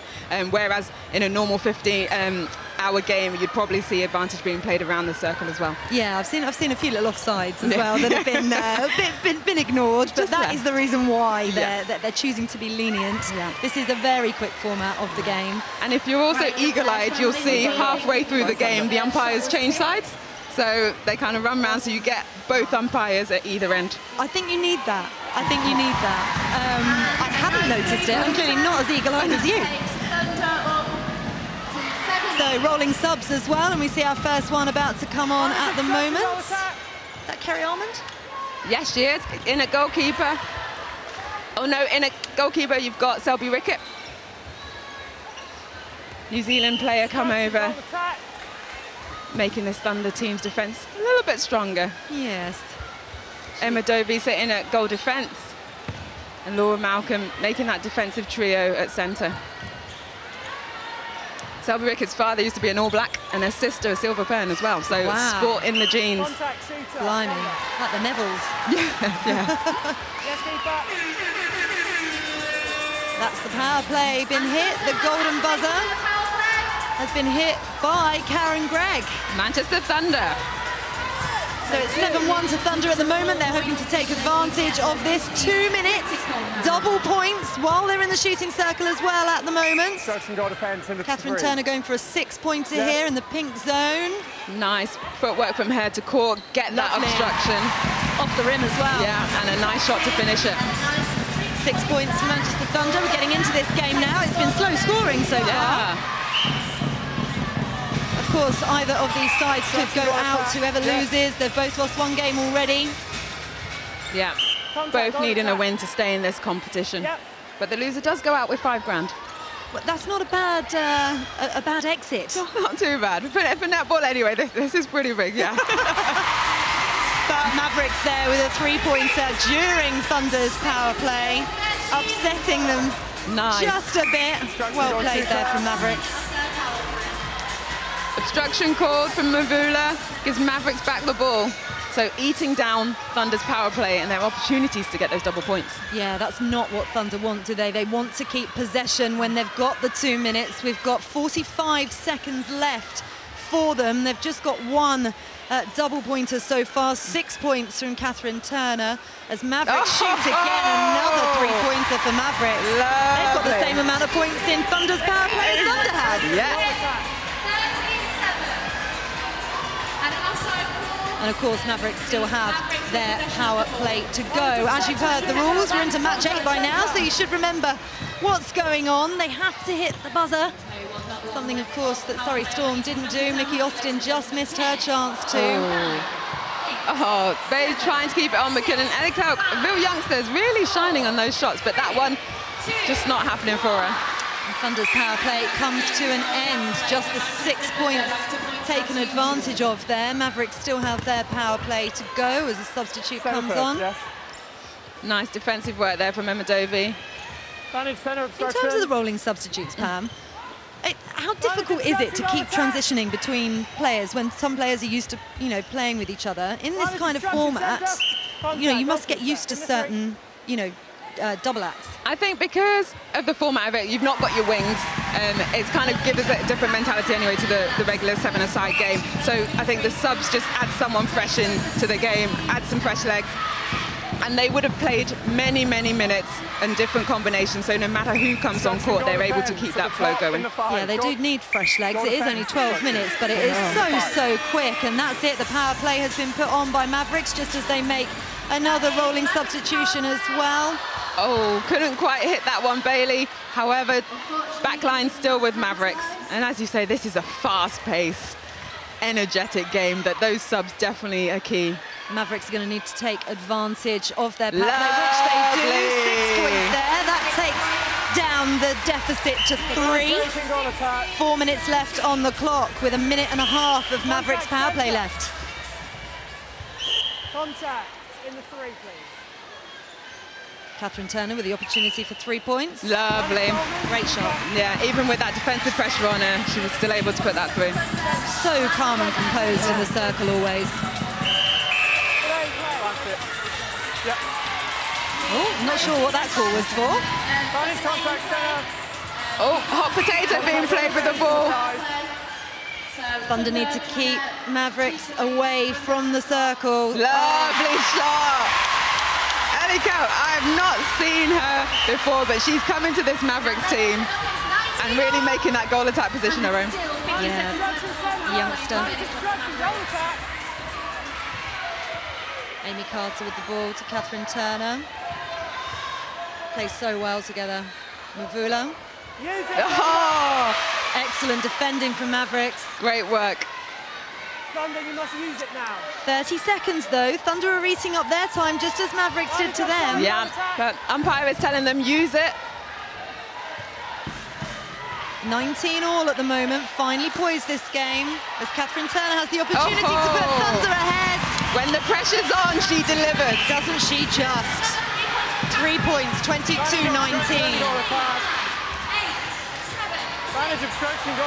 Bailey has a chance. Oh, Karen Bailey, well done. Go on, smashes a 10-pointer on the final second of Mavericks power play. Wowzers, just what she needed. Even left her hand up there. That's what she was brought in for. She's been pretty quiet this game, really. She has not as many as we saw in that last game for sure, but when it's mattered, and Mbulu unable to sink it down that end. So when the momentum shifts, you can really tell. And the other team, in this case Manchester Thunder, aren't able to capitalise. No, they've got just under 2 minutes in order to claw a 7-goal deficit back. But this is Manchester Thunder. This never knock them out until that final whistle. We'll never knock any of these teams out until that final whistle. It's such a quick format. It can turn on its head so fast. But Mavericks are going to stretch their lead even further. This goal attack is taking my heart. Ellie Kelk, you're loving her. I am indeed. Had a goal crush each game so far, haven't you? I'm just loving the shooters. I love a good goal attack or a good shooter. It reminds me back. Brings you back. Can we get you back on court, Pam? Oh, no. Mavericks transitioning up court.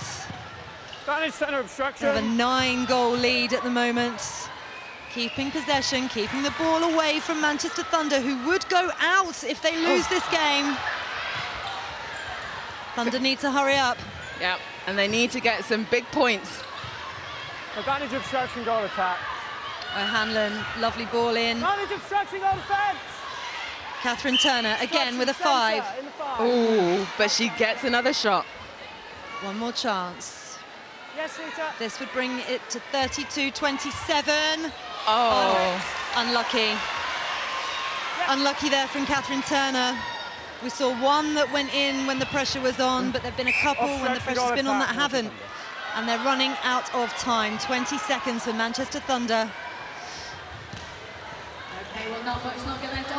Not long now, even with this 5, I'm not sure. I don't think they're going to be able to do this. No. Thompson, too long. This is it. Mavericks are going through. 4, 3, 2, They've got, and that's it. Wowzers. Mavericks 32-22. Wow, and second year running, Thunder are out in the first round. They're going to be so disappointed with that. What could they have done better? I think they were missing crucial shots when it mattered, but they let Hertfordshire Mavericks have the play of that circle, and Ellie Kelk, as I was saying, she was on fire, and when they needed those goals, she scored them in, and look how happy it makes them that they're coming through. But I think that was a great team performance. It absolutely was, and now we can cross down to Gail Davis, who is with Karen Bailey courtside.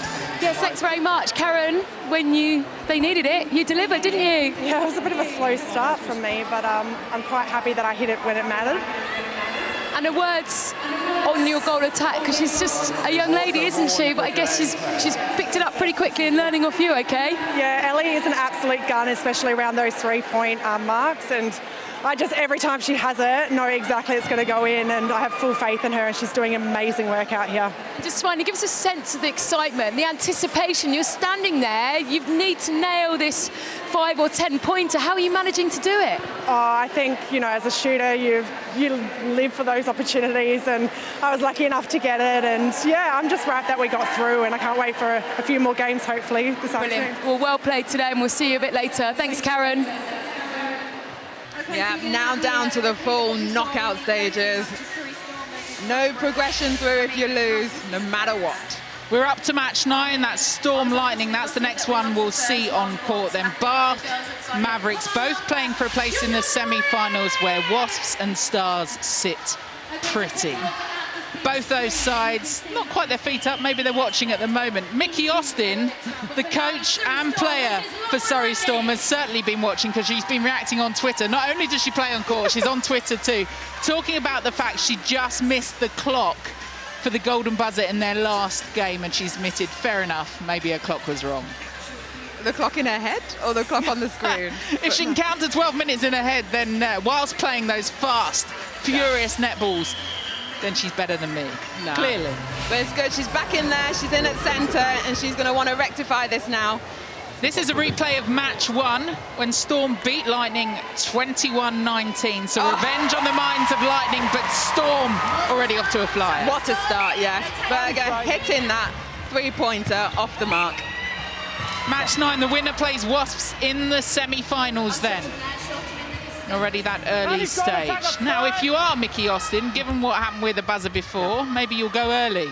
Yeah. Not whilst it's in Lightning hands, though. No, not leave it so late. And that's a 3 seconds call there. Storm have it on court, back in their traditional duck egg blue. Good defensive work there from Loughborough. Hannah Joseph not able to come through the back. Such quality from across the Super League, joined by the All-Stars for this tournament. Siggy Berger thinking that one. Yeah, lovely. It's really nice to see that mix, to see the level just step up even further than it already is in our Super League with those additions of those All-Stars. And seamlessly slotting into the teams. Renska Stoll's just leaving that one. She was the standout player in this tournament last year. Didn't really work for her Wasps in the Super League. Oh, just back from Peace Proskovia. So much. She's desperate to win this tournament again. She is indeed. To finish on a high, leave on a swan song. And she's really been that go-to shooter in that Loughborough end. But air ball there, uncharacteristic. I can't speak. She's got to stop listening to your commentary. She thought that one was in too. It cursed her. One of the greatest ever attackers of all time alongside me and Pamela Cookie. Bless you. One of. One of. Is there one of? I'll take the one of. It's the best, right? I'll take one of. Definitely. Best. Some great English shooters that I've been privileged enough to play with. Hustling happening on court at the moment. Goal defense outside. Just the lean over her. Goal defense. I think one of them is in the crowd today, Jo Harton. Yeah, we've been having a look.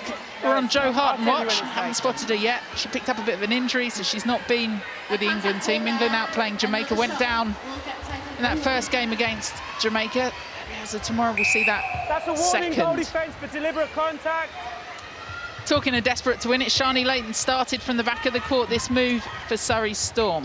4-zip up. Oh, Joseph felt that up here. On Mickey Austin. Just a pat on the head. Well done, Mickey. She's kept going. Give a room, please, goal defence. Yep. Rhea Dixon, she's brought herself out as a nice little long shooter. Oh, they played the power play before she took that, but both chances she couldn't sink. No. There's the little knot. Of course, with Austin on court, that meant she couldn't hit the buzzer. On the board. When you're ready. That was a wasted opportunity for Surrey Storm. Yeah. Here come Lightning. So it's just for the 5. It was great in there from Holland. But Yaz Parsons on the edge, giving away the obstruction. Two close quarters. Now can Storm build again. Layton was calling for it. That is an obstruction. Goes back to Sharni Layton. There's no way she was giving that ball up. No. Just over a minute left on the power play for Surrey Storm. Same position. Can she do it this time? No, not enough pressure. Needs more leg. She was already kind of looking down before that went up, and hence it didn't clock. A minute left. Halfway through their power play. Lightning frustrating them. Loughborough Lightning under Sarah Bateman for this season. Defensive pressure there. She missed the shot, but she got straight back on defense to Dixon. And now can she make it count? Third time lucky. No, drops again. Surrey hands. It's like she's lost the power from her legs to be able to push those shots up. Her bench giving her a little bit of encouragement. Go on, Rhea. Will she go for 10? She'll go for 10. Oh, drops out again. Still going for the long one. Still worth it with that time in your hands. But again, slap of the hands. It's kind of, you don't want the easy shot, do you? You want to try and make the most impact. But it's just been a case of the wasted buzzer again. Yeah, definitely. And even then, getting those couple of 3-pointers, 1-pointers will still give you 2 and 6 and keep that board ticking over. But now they come away with nothing. Particularly when all that great work and keep getting the ball back. Exactly. They had so many opportunities, so they were really, really disappointed in that power play. Frustration across court then for Surrey Storm again with that buzzer. They'll be going to bed thinking of the buzzer if this doesn't come off for them. Amy Clinton on the ball. Amy Clinton used to Manchester Thunder colours. Yes. Made her way south. That is good obstruction. Good movement again from Surrey Storm. They'll have to do it the hard way. Dixon comes hunting for it. Just the 5 players, remember, on court. Donna Ewings. Nice take there. Yasmin Hodge-England running that base to free up the top for Dixon. Little shuffle shot, takes into the 1-point zone. Gets one on the table. But we talk about, sorry, missing out their power play, but Loughborough, still nothing on the board. We are some 6 minutes into this one. Got to keep an eye on that. There's Sarah Bateman. At the moment, she's got her eyes on court. No, she had a little look across. They've hit the buzzer. Oh, there's a time to take a power play. And then there's a time to take a power play. You know, what? No points on the board? It doesn't matter. We're going to hit the power play, and then I'm going to hit a 6. Hits them for 6. Lightning go ahead. Defending champions playing it well. That's it. That's it. Storm will ask all sorts of questions. Here, I'm off from here. Run that clock again. Good support for Surrey Storm inside the copper box. They've been used to it with Netball London Live. They love this surface. Such a great venue to play in. Swinging it well around that circle. Little contact call. On the line, it's in the 1. That's where it occurred. Speaking to Gary Burgess beforehand, they are trying to let the flow go, and we have heard less whistle. We have definitely heard less whistle, but then they have picked it up in and around that circle when it's mattered, which is really, really good. Lightning squirrel it. Oh, Stones can't get on it. Oh. You just, oh! She was wrestling that one out. Goal defence, shoelace. We're hearing, if you picked it up over the tunnel there, Beth Cobden, formerly of Loughborough Lightning, doing some of the commentary over the tunnel inside the copper box. Loving that aggression, apparently. Hearing that on court. Nice take. Good strength being shown from Storm, and a nice finish off. 6-6. We've got a game on our hands. We'll have a little look down at that clock. Just 20 seconds left for Loughborough Lightning on the power play. They'll need to be quick. If there's anyone you want to turn to, she won the tournament from this range last time out. She'll have another go. Don't worry about that. Renska Stolz. Can she drop the 10? Back to Joseph. Looking to readjust. Goes out to the edge. It won't be Stolz with it. Oh, trying to adjust again. Just trying to shoot. Someone shoot. No! Well, Sharni Layton will take that gratefully. It's a waste from Loughborough Lightning. That's a real shame there. They only had a couple of seconds left. You would have just gone to post. Whether it went in or not, at least you gave yourself a fighting chance. But Storm take it back down the other end and punish them for it. Ziggy Berger takes that one gratefully. Centre pass for Loughborough Lightning.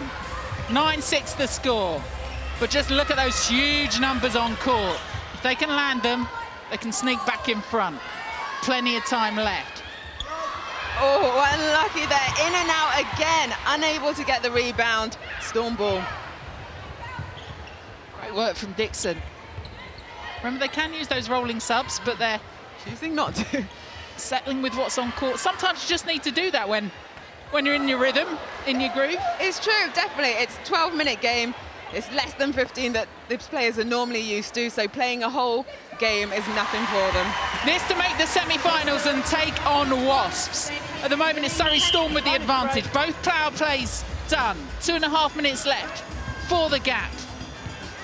Will they swing this for a 5? Will they opt to just take down that lead gradually?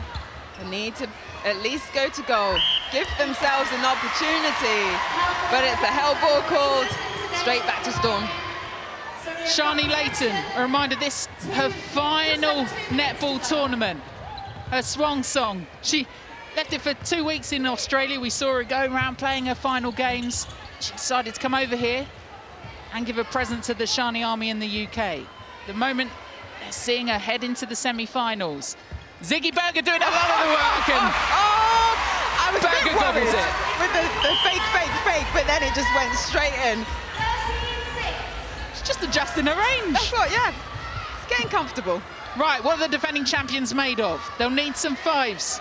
Peace Proskovia back on court. So many stories on this court. Proskovia doesn't want to leave this empty-handed. So I would have liked to see a shooter take that one, just to show that confidence. 3 off. Oh, no! In and out again. Just putting Proskovia off. There was a roar from some clearly Surrey Storm supporters behind that post. She won't have enjoyed that. Berger comes out for it. Looks like this is Storm's now. 13-6. Still time for Lightning to get back in it. But they want this 3 to bounce out and into Lightning hands, but no, back into the duck egg blue. Great rebound there. Great pressure putting on by this Storm attack to keep attacking that goal. Attack, and Surrey Storm put another on. 14-6. Desperate now for Loughborough Lightning, and not like that. Not like the smooth passing and reaction from Surrey Storm. 40 seconds to go. You heard them say it over the tannoy. 40 seconds to go. Berger missed there all by herself under the post. Loughborough Lightning about to go out. Berger again. Berger adds it on. Great play by that shooting combination. Good communication. And nice shooting. Peace Proskovia, just go for it. She knows her team are done. Give her the final shot. Let her go out of the UK in style. Back to Proskovia. Will she go for the 3? She's back readjusting. It won't be her. This to take the glass for Loughborough Lightning, rolls off the back, and it's Surrey Storm who are heading through to the semi-final. They will take on their old adversary, Wasps, in that semi. Smile from Peace Proscovia again. Surrey Storm enjoying the moment. They're loving this tournament, Pam. Oh, they are indeed, and it's great to see and great to watch just how much they're lifting as a team and playing for each other and just getting these wins under their belts. The smiles then breaking out for Surrey Storm. Handshakes all round. That's the end of the tournament for the defending champions. We will have a new name on this Fast 5 All-Stars trophy. It won't be Loughborough Lightning. Will it be Surrey Storm? There's one person in particular who'd love to get her hands on it. Gail. Well, Sharni, you get another game, don't you? Yes, we're so excited. We definitely went into that game with that mentality that we definitely didn't want to be out just yet. So, yeah, we put it all out there. The power play didn't quite go to plan, did it? But then you nullified their threat. Yeah, which was good. So, you know, as long as our shooters keep putting it up, we don't mind. They're sliding them every now and again, and that's all you need to keep ticking the clock over. We just need to keep holding them up. Wasps next for you. Yeah. And the long bombs of Rachel Dunn. Bring it on, Dunny! Thanks very much, Sharni. Rachel Dunn will know that familiar shout. Pamela Cookie giving it the clap. These two have been against each other time and time again for England and Australia. That is a battle you won't want to miss. £100,000 in the prize pot. Both teams would love to walk home with a big slice of that. Team Bath with all those Super League wins on the back of their dresses. But this time last year, they were going out in the final. They've got to get there first. And this Mavericks side, Tamsin Greenway alongside me, they have all sorts of weaponry through court. Yeah, I mean, how good was Ali Kelk? I said today we're going to see stars. She stood up, she took the three-pointers, she was just cool and calm. Karen Bailey as well on that 10-pointer. I've been really impressed with how Mavericks have played together as a group. Centre pass then to Mavericks. Breaking new ground already in this tournament, if you're just tuning in. Not wearing dresses. They've opted for a new breathable kit designed for full athletic mobility on court. Bailey already showing that. Well, yeah, and Karen Bailey's been solid in that shooting circle, and I loved a little interview a minute ago talking about the gun Ellie Kelk and how nice that is, an experienced shooter bringing on the youth of our game, and that's really important for the English competition to keep developing and for players like Ellie today to shine. Number 81 for the Mavs, it's Karen Bailey, but really trying to encourage that youth coming through. Some older heads at the back for Mavs too, but it's Team Bath on ball. Back 1-1. I think this is going to be a cracker of a 12 minutes coming up. You know, Team Bath defence today, you see it there. Their whole through court defence. Sophie Draper-Lewis causing all kinds of problems on that centre pass. They've been allowing Stacey Francis to come out with so many intercepts, so watch for her flying through the court. Yeah, we've seen the ability of Stacey Francis. We've seen the impact of Stacey Francis, not least those bouncing off her as she bounces through court. And her through play at the moment setting Bath up. That was just a little WhatsApp message coming through on my phone a minute ago with the Wasps girls, and Hannah Reid, you'll be happy to know she's fine, Caroline, after that clash with Stacey Francis. But I love this game because it gives players the opportunity to go through and have a real go at winning ball, and Francis does never ever holds back. What I love about it too is how much they're enjoying it, given we've seen Mickey Austin's on social media, even though she's coaching the team, she's playing in the team. We've got players on WhatsApp groups, they're enjoying this tournament. Yeah, it's really good fun, and you know, the teams want to make it all the way. Of course they want to win. You heard Sarah Bayman earlier with their Loughborough team. Just enjoy it. You know, there's very few opportunities you get to play like this, where you can take the shots, where you can have a crack at going for the ball, and you can really get involved in the game. And everyone goes home with something. Even if you don't win in this tournament, you get £5,000 to take home. One win gives you 10k. Losing semi-finals get 12.5. Runners up 20, and the winners 25. So are we making best friends with the winning team today, Barker? No. There's no friends in this game, Tamsin Greenway. You know it's all about them. Mavericks with ball on hand, and look at that pass in too. There's agility in the kit and out of it. Oh, and then now the shot, great baseline drive by Hankins. You see that a lot in this game, the shooters get stopped from cutting because defenders don't want want them to get that shot on the edge, but they run all the way through on the base. The control, the hashtag power to perform outfit, allowed her to land, turn, shoot. Offside centre, free pass back. So it's an offside call. Bath, ball in hand, in the 3 points. We're back to the 5. Instruction centre outside. Tamsin is someone that, you know, you've coached and played alongside a lot of these players. They seem to have got the rhythm of Fast 5s.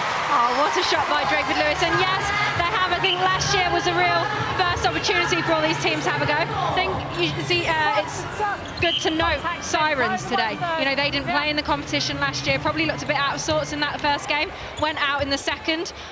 It does help having played and practiced it, and you'll have found a lot of teams this year will have trained properly for this competition, and it's showing out on court. And reading some of the messages, the likes of Celtic Dragons, you had to be in that top 8 in the Super League to be part of this tournament, and just saying how important, how crucial it is to get into that. Yeah, and some of the messages from their fans. And that will be, you know, on people's minds going through the season. Yes, they want to finish, but if you're slogging around at the bottom, you want to make sure you still finish in that top 8 to give yourself this chance.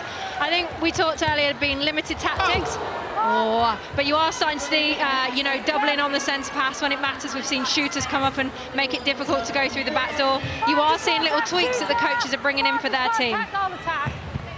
It's real power behind these passes. Movement again from Team Bath. Using the rolling subs, there's Chelsea Lewis back on court. Keeper in the goal 3. shoot. Yeah, good protection there from Chelsea. Great take on the ball, even had time to swish her ponytail. Didn't quite land for her. Obstruction So how shooter. can Mavs build this time? Keeble with it. Into Keeble in and out of the England setup. Real experience for her. Michelle Drain on court 2. This Bath defence not making it easy for Mavericks. It's Imogen Allison, she loves the backing up, loves to go to the corner on that ball.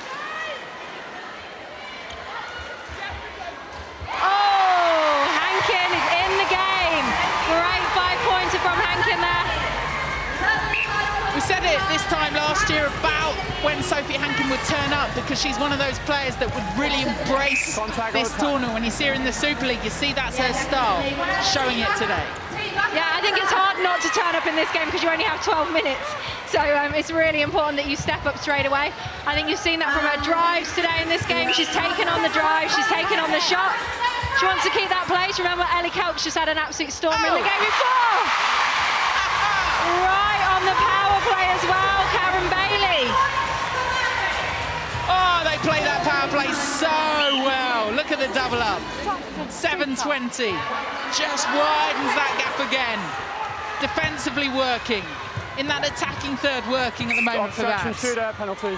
Oh, attacking contact caught by Karen Bailey. She can't quite believe that. It's a great drive out from the Mavericks defence as well. Steph Collard, we can see now at Goldie.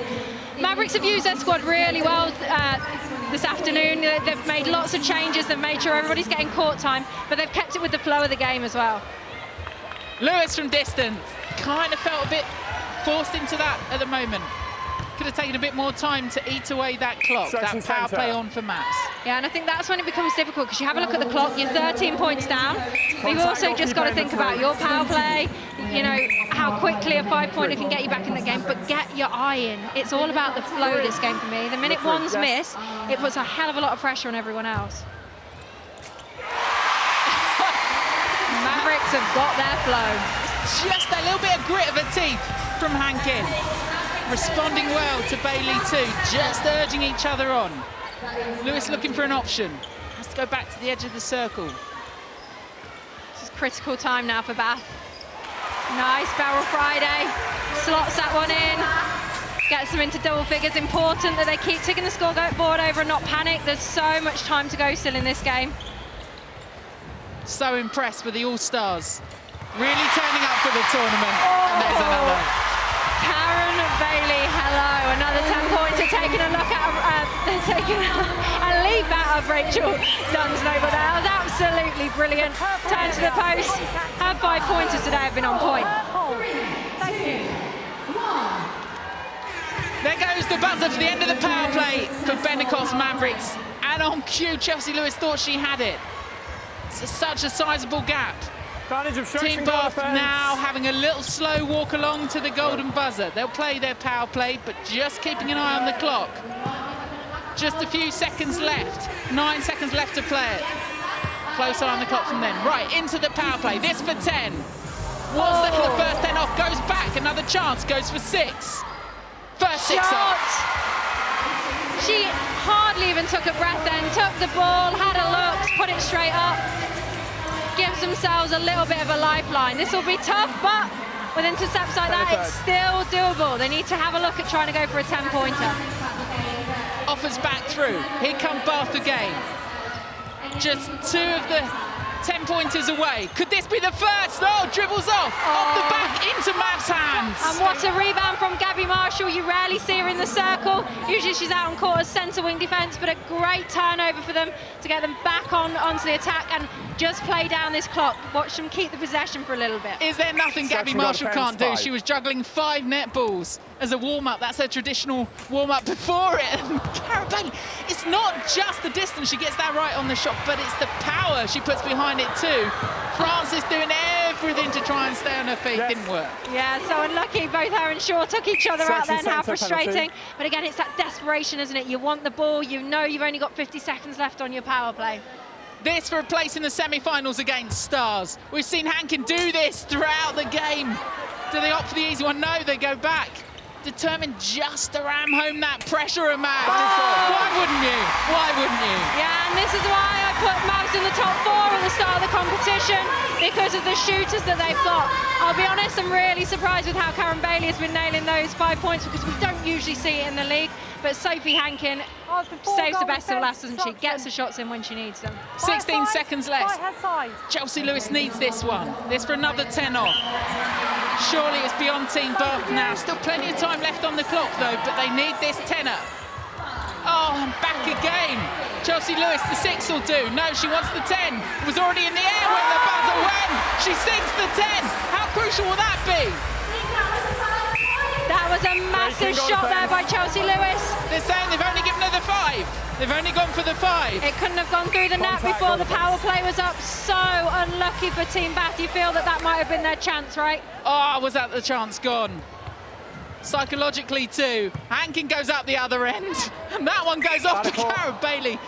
Just, we're used to the agility from Stacey Francis. Tries to lay that one up. Here come Bath again. Amazing how you just expect every single one to go on, and then they just throw in a little air ball just to keep you. Contact, take area, keeper. 3's not enough. They've got to go for the 5s. Yeah. Beyond them, surely. Yeah, I can't see them coming back from this. Mavericks gave themselves a great lead. Got the big shots when it mattered, and Bath haven't been able to do that, and that's what this game's all about. It's 12 minutes. You don't have time to mess around. Team Bath were the losing finalists last year. This time it looks like Mavs that are going through to the semi-finals. Such quality on court, quality in the hands of Hankin. Just bounces back too, but when you've got on the rebound Karen Bailey too, just with a little nonchalant pass back to Hankin, effortless. And yeah, just that confidence. Bailey just had a look over her shoulder on that rebound and went, go on then, Hankin, have another go. Put it through the net, and so she did. 21 plays 44. This pride for Team Bath. Got to maybe just go for those, but doesn't work. Yeah, well, it's replay call. Yeah, sloppy errors we've seen here from Bath, and I think it's come from the desperation. Mavericks took the lead, kept the lead, really built on it in their power play, and Bath have been struggling to get back in the game ever since. Contact or defence. Stars awaiting that semi-final. Keeble finds Hankin again. You get the feeling Hankin will go for this. No, she's going to pass it back to Gabs Marshall. Little step in. This for the 3. And every option they've used on court, every substitution they've made, they've ticked. Have Mavs in that attacking end. They come away with the win. Team Bath go home. 47 plays 21. It's Mavs that will go on to play Stars in that second semi-final. Wasp Storm in the first, and it was the power that they showed in that attacking end, Tamsin Greenway. Yeah, of course. Let's note the score, 47 points in 12 minutes, and that's down to the shooting of Hankin and Bailey, who absolutely nailed it. Nailing it then with the long bombs, in under the post too. They've got such quality on court. The handshakes around. Team Bath believed that this could be their year. Stacey Francis returning to her side from Australia, showing such strength in that defensive end, but not enough, and it's the high fives that go the way of Mavs. Yeah, of course, they'll be really happy with that result. Look, Bath were looking strong up until that point, but it's the shooting that mattered, and that was Mavericks' day. Unorthodox style across the court for Mavs, but it's working. Gail. Thanks very much, Kat. Very relieved after that one. I think you've got quite a lot to be thankful from your shooters, haven't you? This game is all about the shooters, and my mate Marvin behind me. It's all about the shooters, and to be honest, you know, we need to take care of our possession. It's a full team game sport, and it's fast, it's furious, it's exciting. The girls look amazing athletes on court, and I love what they're wearing. So hats off to Mizuno. I was going to ask you about that. Were they keen or not keen when you showed them it during the week? No comment. No, there was a few uncertain people, and thanks to all the comments and people that have commented on them, a few unnecessary, I think, a little bit harsh for the athletes that they are, but we'll take it. It's different. This is what the game is. It is a very different game, so here we are. 7 stars, semi-final. You're almost there, aren't you? Almost there, yeah. It's exciting. It's a great atmosphere. So thank you everyone for coming, and hopefully we can put on a good show in the next game. Brilliant. Well played. Thank you. Going on, the semi-finals have been confirmed. It's going to be Wasps up against Surrey Storm. They're warming up behind us, and the second semi-final is between 7 Stars and Bettercos Mavs. Okay, they're ready for the first semi-final. Let's get straight to the commentary box and join Caroline Barker. Thank you, Di. It's Baker Others speaking here with Tamsin Greenway, calling this one. Wasps with the first centre pass. Tamsin, you know both of these teams really well. What are you expecting from this game? Well, firstly, I'm not going to call anything, but it's the matchup of Sharni Layton and Rachel Dunn. If you missed earlier, you'd have heard Sharni Layton going, "Bring it on, Dunny." And I think that was Rachel Dunn going, "Yeah, I'm bringing it, Sharni." A nice 5-pointer to start the game. She brought it within about 10 seconds. Of course. Fantastic start.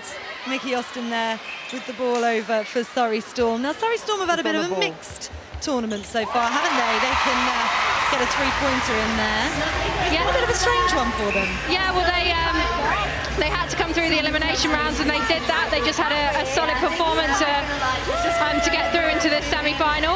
But actually, you know, they've been playing. Wasps have had to sit off, they've had to watch, they're probably out of the flow, so it's sometimes easier to keep playing the game through, you know. I'll tell Rachel Dunn that. She just missed a 3-pointer there, but, you know, they've been one of the highest scoring teams in this format so far this year, Wasps, along with Bettercos Mavericks as well.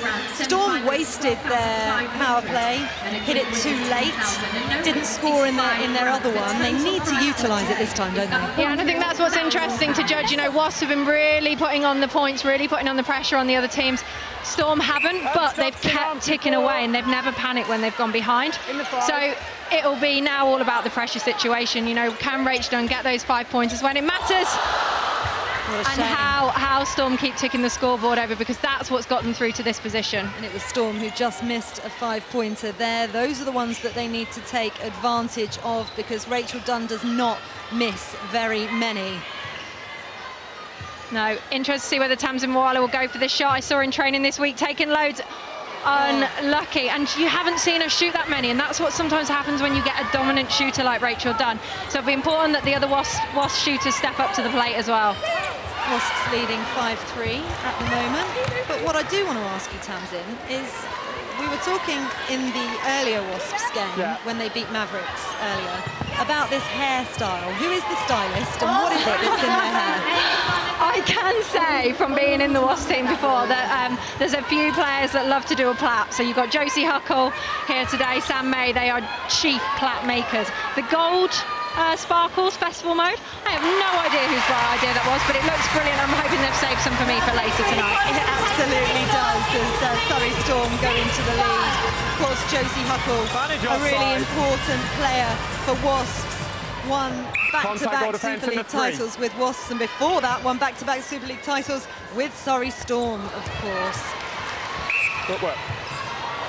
Oh, big error there from Sharni Layton. That's the little errors that you don't want to see creeping in, especially in 12 minutes. You know, you have to make sure you nail some of those basics. Rachel Dunn for a 5-pointer outside the area. eyes not quite in yet in this match. She's scored one, but missed a couple so Striking far. goalkeeper. That for three. And she takes it, advantage played. And that's why those little errors are crucial, because it gave Rachel Dunn another opportunity, another chance to have a crack at the ball. And she nailed it. So 8.5 minutes left of this match. Neither team looking like they're going anywhere near that golden buzzer just yet. Yeah, no goal there from Rhea Dixon. That was good from Josie Huckle. She let the rebound get away from her, but she really got into Rhea Dixon's shot. Pretty tight game so far. Wasps leading 8-6.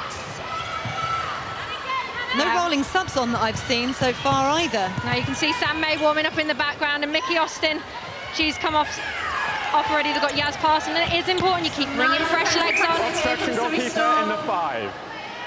That is going to be crucial, isn't it? Because, of course, Surrey Storm have played one more game, and the buzzer has been hit. And the goal goes in. Bang on it. There from the Wasps manager, Sarah Taylor. She nailed the golden buzzer right at the time of Rachel Dunn taking the shot. And cool from Rachel Dunn to put that in. Amazing. Luckily had her back to her. Couldn't see her pushing the buzzer, put some extra pressure on. But see Surrey Storm taking their time to take this penalty. They're quite happy to waste. What's the chance? And Rhea Dixon smashed it down the other end. Yaz Parson running along with her arms up. That was a big score for Storm. A bit of tactical play there from Rhea Dixon as well, stopping Wasp taking the centre pass. 6 points though for Rachel Dunn. Yeah, and she's got her own. She's just seemed to get it together today in that power play. She's just so cool under that pressure. Loads of shooters can put up the shots, but it's what they do about it when it matters. See Wasps there tactically just letting Rhea Dixon have it under the post. They want them to take the one, and they want to get the ball back quickly to have another go in their power play. Yeah, so far Rachel Dunn is coming out on top against Sharni Layton, who did say, as you said, Tamsin, bring it on, Dunny, earlier on.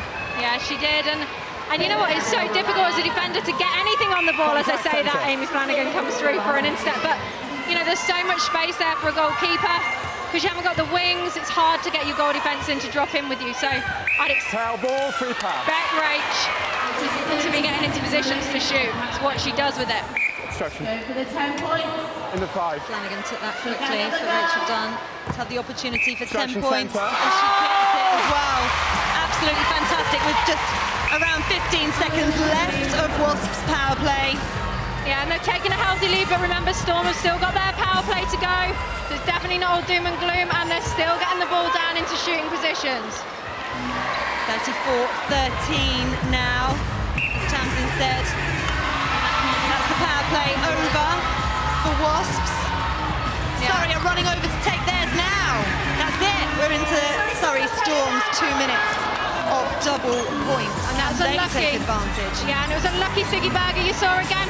The teams are getting really good at pressing the buzzer just as about to take a shot, so they maximise all the time that they've got through this power play. That's just a little bit of game experience, isn't it? Now we're into what the 10th, 11th game. And you start to learn from what other teams are doing, but also from what happened last year. So you are seeing little tactics that come in. So you can see there they really want to stop the outside shot. Contact, goal defence.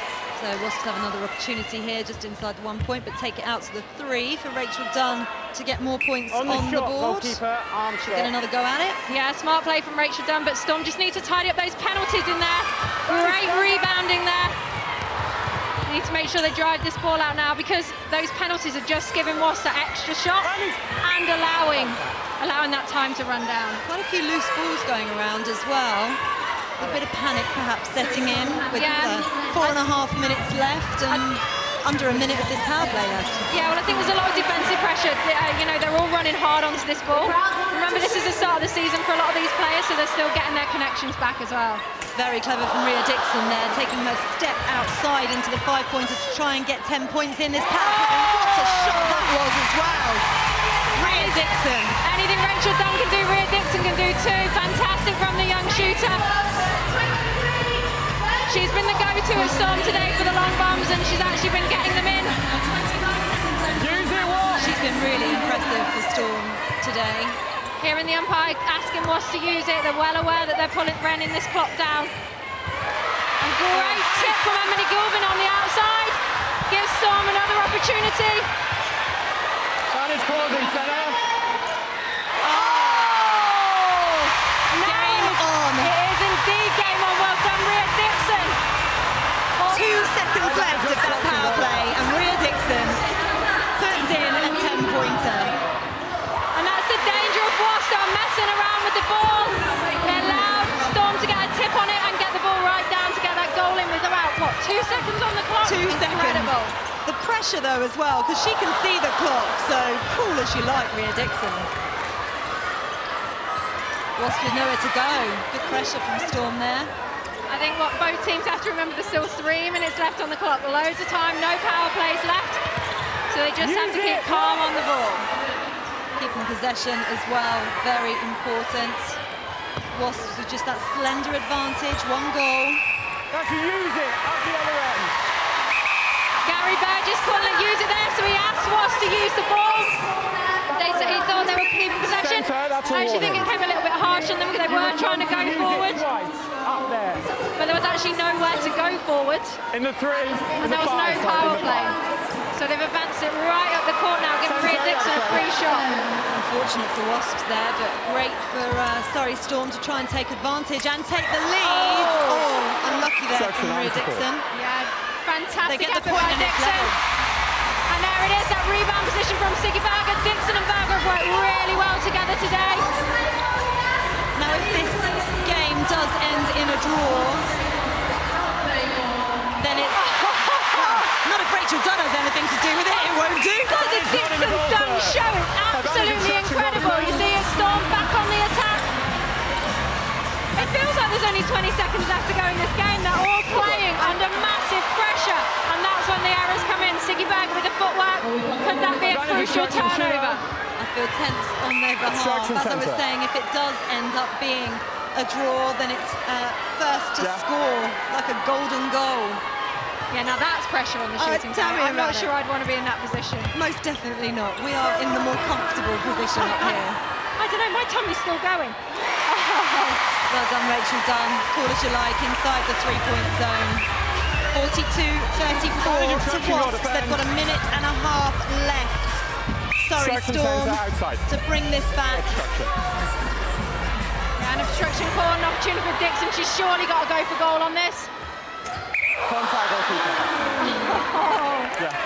Now, Wasps beat Storm last year to knock them out at the elimination stage.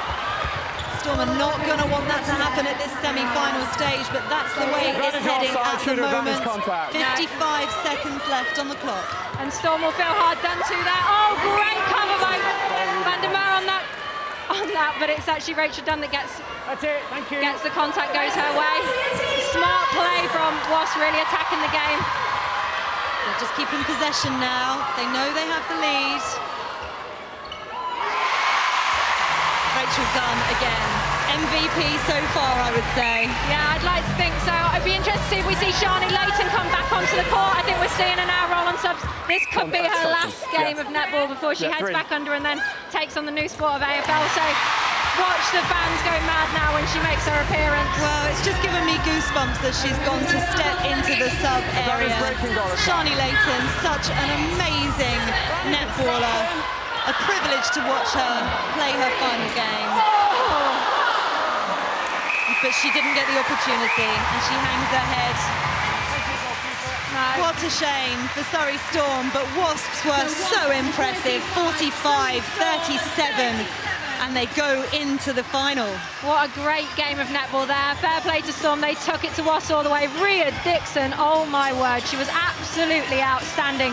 And Storm have got to be gutted because they put on an absolutely incredible performance. But I think for me it was the experience of Wasps in the end. Rachel Dunn nailing the shots in those crucial moments. Absolutely the experience, and let's go down to Gail now and hear who she's got courtside. Thanks very much. I'm with the Wasps captain, and Hannah, I'm glad to say you're back up off your feet after your little fall earlier. And how much do you have to thank Rachel Dunn for. She pulled it out of the bag again for you, didn't she? Oh, she's been an absolute superstar today. But we said at the start of the day, you know, shooters, it's up to you. Wherever you're comfortable, you take the shots. Because at the end of the day, a game like this, it's all down to those shooters. And they've done a great job so far today. What a game to play in. And when you're down the other end and you're watching her, what's it like? It's brilliant. I mean, I'm notorious for getting annoyed if she misses any shots. But today I'm trying to be a bit more chill with her, but she's been brilliant. And, you know, the other girls as well have really stepped up and been slotting away those threes when we've needed. Final. Ready for it? I think we will be, yeah. Really, really looking forward to it. We got to the semis last year, so pleased to get into the final this year. It's just a really great day. The crowd is brilliant. It's so loud. We're just having a really good time. Well played, and we'll see you in the final. Thank you very much. We've just seen 12 explosive minutes. Wasps beating Surrey strong by 45-37. The next semi-final, Stars against Mavs. Here with Pam still courtside. And Pam, just put into words what that match was like with Wasps against Storm. Oh my God, what a game that was.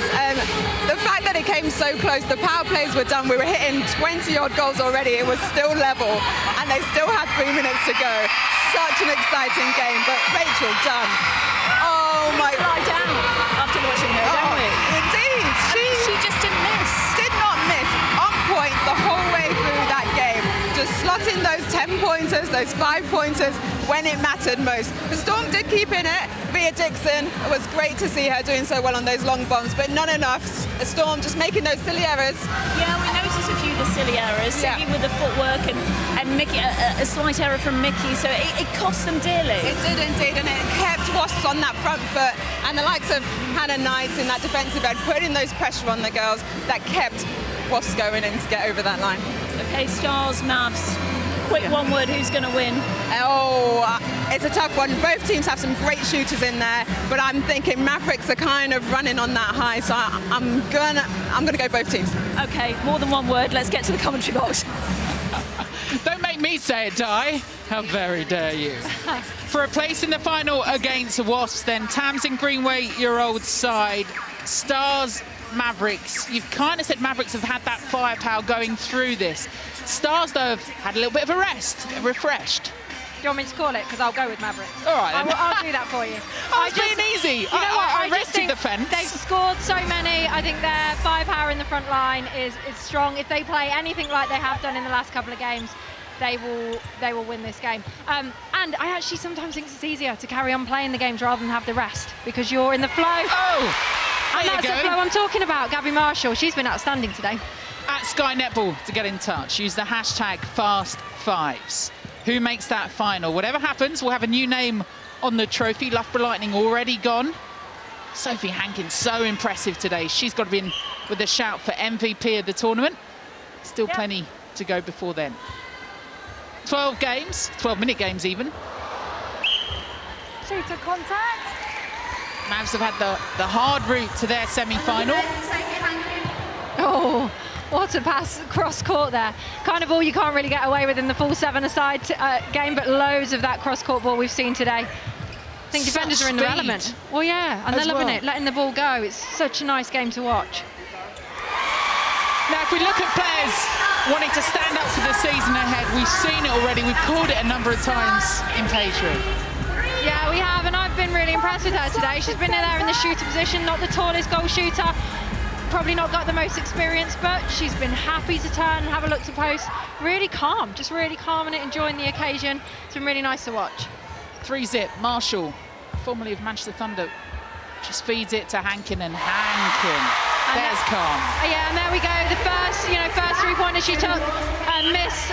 You do wonder then whether the shooters are going to get it back, but great shot just to keep her team in. While that was happening, there was a pass that came from about 4 courts away to Paige Reed. But you see that opens up because both Joe Tripp and Keeble ran out on Holtzhausen to make sure she couldn't get that edge shot, which then opens up onto the post. But what was great is Paige Reed was smart about taking it to 3-pointer. Probably would have been greater though she'd nailed it. It was a fantastic shoulder on shoulder. There's that pass again. Effortless. Loads of body on body. Oh, don't let Bailey have free shots on this. That is why. Such an interesting style she's got too. It doesn't hang up an edge, it's quite a flat shot in that does it. Yeah, it was really interesting because they switched too late on that, so she actually had time to look, line it up, and feel no pressure whatsoever. I think it's really important you get in their face and actually obstruct the post before they go for it, because you're seeing a lot of shooters, when they have all the time in the world, are quite happy to go long range. Start with a little swing. Townsend 2. Lovely ball there from Iona. There goes Reed again. This time just off range. I love it as well how the shooters all have a little look down at their feet just to see which area they're in and whether they're going to take it. In your usual 60-minute game, they're all trying to get it as close to the post as possible. This time it's like, get me out of there. Keeble trying to find Marshall, but instead with it. Yeah, we've seen a lot of mid-court intercepts today, just with players running hard through on the ball.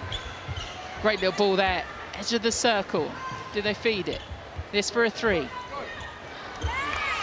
Just dropping short there for Holzhausen. I think that's her first shot of the game. That also plays. Over a third. That one went over a third?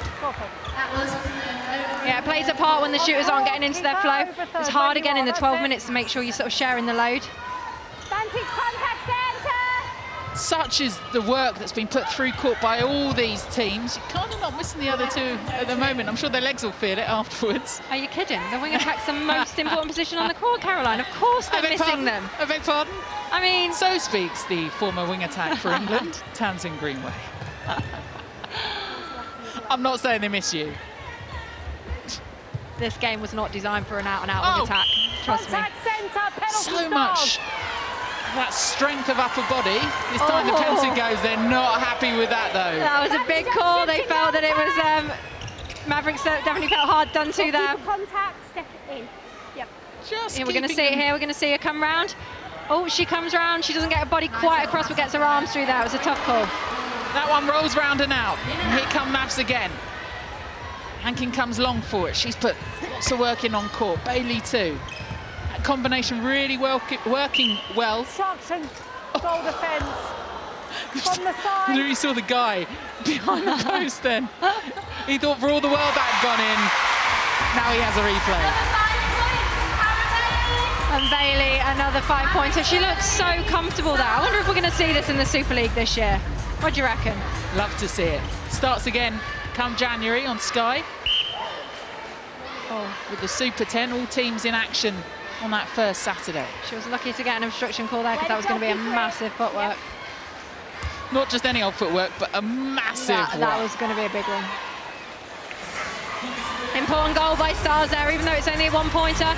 Just make sure you get some points on the board at this stage. Their shooting has not been as clinical as Mavericks has been in this last 10 minutes. Dare I say it, someone's got to blink over the buzzer soon, surely. What are we on to? Yeah, they've got 30 seconds really for someone. 5.5 minutes. Yes. Oh, Kat Ranavala is up. There goes the buzzer. Mavs have played their joker first. That one counts as 2. 4 plays 15. Into the power play then for Mavs, but at the moment it's Stars with the ball on hand. Little swing round. And a lovely little pass from Marika Holzhausen. Georgia Rowe just for the 1-pointer. Probably want to see Stars play that ball around a little bit more, though. They want to try and starve the ball off Mavericks, frustrate them, make them not use this power play well. What Mavs have done well is actually keep using that ball. The umpires really not having to question them over time. And there is Ellie Kelk stepping up to the mould again. What a day to introduce you to the proper senior netball. I think she's been outstanding today. She doesn't even falter, she's just quite happy to turn, go to post. Great to see so much future English talent on display today, and especially in that goal attack, goal shooter role, because, you know, that is somewhere that across the world you need to keep making sure you're developing all the time. That was an important ball in, but just need to hang on to it. They'll get another chance. Yeah, well, Ash Brazil there coming through with a big intercept. That's why they paid her the big bucks to come over, right? Row back to Holzhausen. Oh, that one does a nutmeg of everyone, but it's Mavs who have it. Marshall will come again. And still got loads of time to get this down, get them into position for a big shot. Will it be 10? When you've got Bailey on the ball, of course it will. Karen Bailey, take a bow. What a fantastic shot from her. Big gap now opening up for Mavs. Stars still with their power play. Another one chalked off from Rowe. We saw this in the last semi-final though. Wasps took a massive lead. But actually Storm clawed themselves back into the game and took them right to the wire. So it's not all doom and gloom for Stars. They're going to have to take their power play, which they've done now. End of the power play for Mavs, and straight away 7 Stars respond. Sam Bird up and presses that golden buzzer. But at the moment, it's Mavs with ball in hand. Back to Bailey, working it round. She had a little look in. She'll go back to Marshall. Probably expect the umpire to ask them to use it in a minute. They're playing possession. This is what Wasps got pinged for in the last game. Thought Bailey would go with that one. Opts to go back for a circle, edge of the circle feed to readjust. She can't readjust. Fortunate though, and she'll take the one. Yeah, very fortunate, and that's the danger. Often of playing that ball around, you give the team opportunity to have a crack. Reminder, centre pass goes to the team that didn't score. So 7 Stars with it. Bullet ball across though, they'll have another chance. Yeah, and that's that cross-court ball we talked about. It's the easiest one usually to intercept, but in this game there's a lot more space. But on that occasion, too flat, too hard, too much distance. Rowe won't have a go from there, but they need to put a 10 up at some point. They're just trying to work into it. They'll opt for the 6. This from Georgia Rowe, no. Yeah, no, they had to go for that shot. They had to make sure they try and keep the scoreboard ticking over, but that is going to cost them, I think. Well, they've got less than a minute left on this power play. Mavericks have played this well. They've played this possession really well in this 2 minutes, and it's frustrated Stars as well. Just about on the edge of fair, still positive and going forward. Yeah, I think so. I mean, you're going to play it to the limit, aren't you? And the risk of doing that we saw in the last game, you get the ball taken off you and sent right down the other end. So, you know, the players aren't silly. They'll be pushing the boundaries as they always do. And that's sensible, again, from Karen Bailey.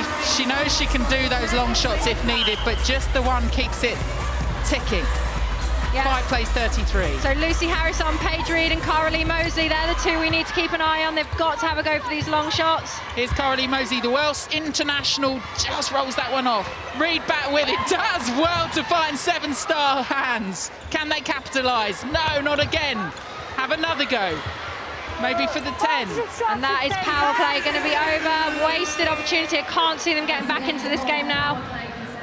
Got to be brave. Got to go for those moments a bit earlier. You have to be brave, and unfortunately, if it doesn't land, that's the problem. And then it has a knock-on effect with the confidence of the rest of the team as well. Under 2 minutes, and here's another confidence blow. Just irritating at the moment, Mavs. Yeah, well, they've done the hard work. They've got those long bombs in early, so now they're just ticking the points over under the post. So it's impossible to defend, because if you go and try and defend those, they'll take them out wider. This for a place in the final, and it looks like Bennecost Mavericks are going to book that place. Just playing the ball around Stars. It's really for pride, and Paige Reed has stood up, but back into the hands of Lindsay Keeble. Yeah, and it's really been their shooting that's let them down in this 12 minutes. You know, if you look at the amount of points that Mavericks have been putting on the board and how many points Wasps have been putting on the boards, it's all about those 5-pointers, and we've just not seen that from Stars. Back into Keeble, just playing it round. Look at the space opening up to at times effortless. Yeah, and I think what's been great about Mavericks is to see all these youngsters step up. McCalla, Ellie Kelk, Sophie Hankin, all being backed up by Karen Bailey, but all doing their job. We've made so much about the All-Stars, but it is the young British talent at the moment standing up at the copper box. Here come Mavs again, just counting down that clock, but counting it down in some style, finding those passes, picking out the black and purple. Oh, and another 3. Yeah, lovely shot from McCalla there. Happy to turn again, go in that 3-point area. Didn't even take her eyes off the post, and that's the advantage as well when you get that early lead. When you have players like Bailey do the job for you, you can bring on your youngsters and they can absolutely shine. Yeah, formerly of Surrey Storm, you'll have seen her coming through the ranks, Tamsin, and she showed quality again on court, confidence on court, and it's the win for Mavs. They go through to the final. It's goodbye to 7 Stars, but they have showed up in this tournament. We'll have Mavs Mavericks against Wasps for a new name on that trophy. You called it from the start, not to give you that little bit of a brag, but you did. And ultimately, again, it's that attacking prowess from Mavs. If you look at the score today, both Wasps and Mavericks have had the highest points on the board. That has been through Karen Bailey and Rachel Dunn, both been absolutely incredible. This final, if it lives up to expectation, is going to be incredible. We are going to go for points galore, 5 points for galore. All of us are put our seats in those power plays. What do points mean? Points mean prizes, Barker. The prize at the moment is either going to go the way of Mavs or of Wasps. The customary huddle, Gail's down by it. Thanks very much, Gabby Marshall. You were the one to pull Mavs out. Look, Tuesday, it seems a long time ago for the draw, doesn't it? It was Wasps first up, and now you're into the final. Yeah. How pleased are you with Si's performance so far? Really pleased. I think we ended up on the difficult side of the draw, so I think we had a bit of a difficult start against Wasps, but we've really found our flow, and it's just great that we've made it to the final. How much of an inspiration is it having Karen Bailey as your goal shooter? Yeah, I mean, she's definitely nailing those long bombs. Hopefully she can do it again in the final for us. Caroline made the point, no, it's not just about the All-Stars today. Some of the good young English talent, including the likes of yourself and some of the other Mavs girls, have really stood up, haven't they? Yeah, I think it's good to have that blend of the internationals and the young English players coming through. We're just trying to stamp our mark on the game, and hopefully we've done that today. So it could be done against Bailey for the final. Who's your money on? I mean, Karen Bailey, of course. With the very, very best of luck. Well played so far. Cheers, thank you. We've reached the final of the copper box. Wasps up against Benecos Mavericks. We cannot wait. We've been waiting 4.5 hours. We've had some brilliant games, and these are the lineups. Starting with Wasps, Tamsin Greenway. What do you make of this strong side? Look out for how Tamsin Mowalas backs up Rachel Dunn. Okay, moving on to Mavs. Okay, look at their lineup.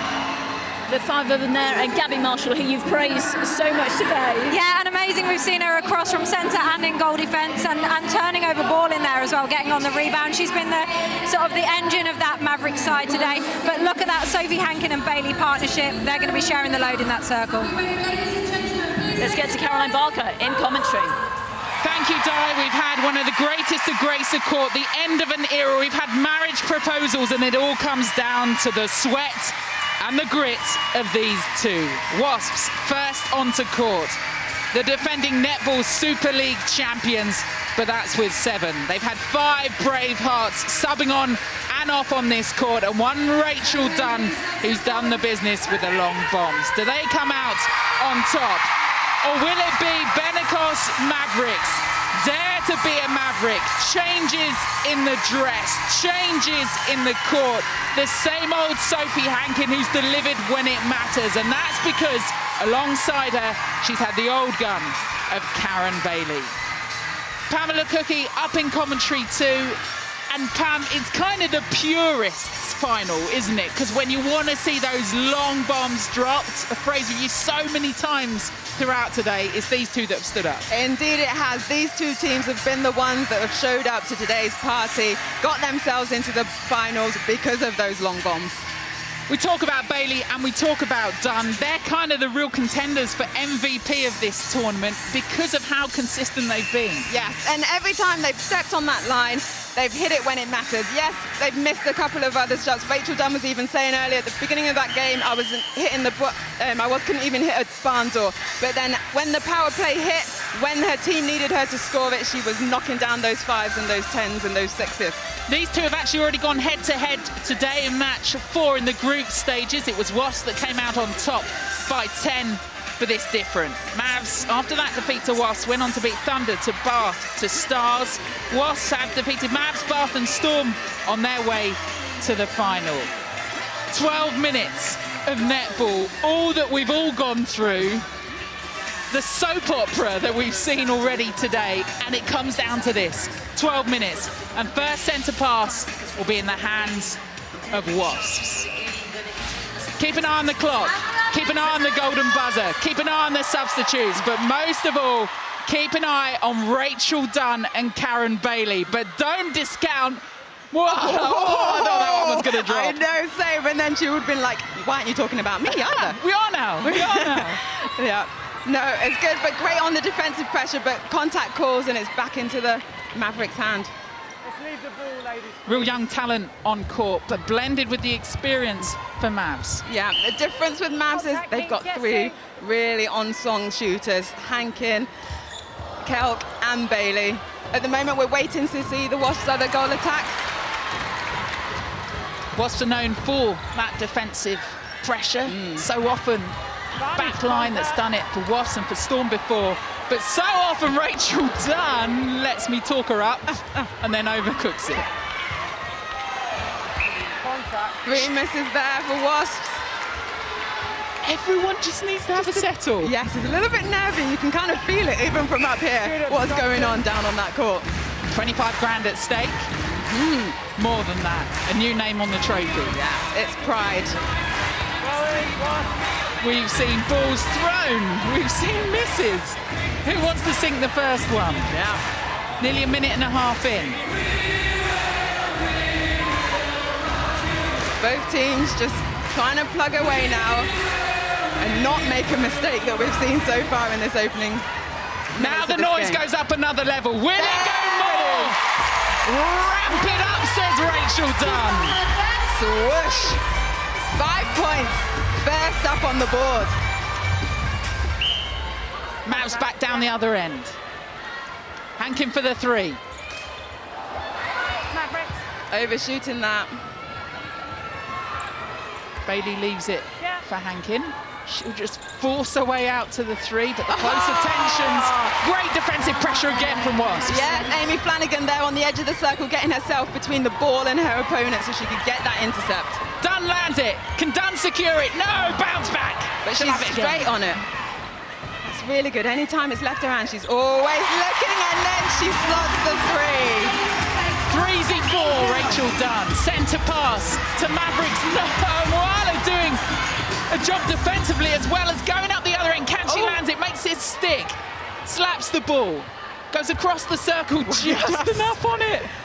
But Rachel Dunn sucks 2 defenders. Wasps play the power play, but the shot doesn't go in. Would have been perfect timing. Wasn't perfect timing. Everyone, see the Wasps fans holding up those yellow pieces of paper showing their team that they're on the power play. I think the noise was enough to tell them. The roar from the crowd at the copper box.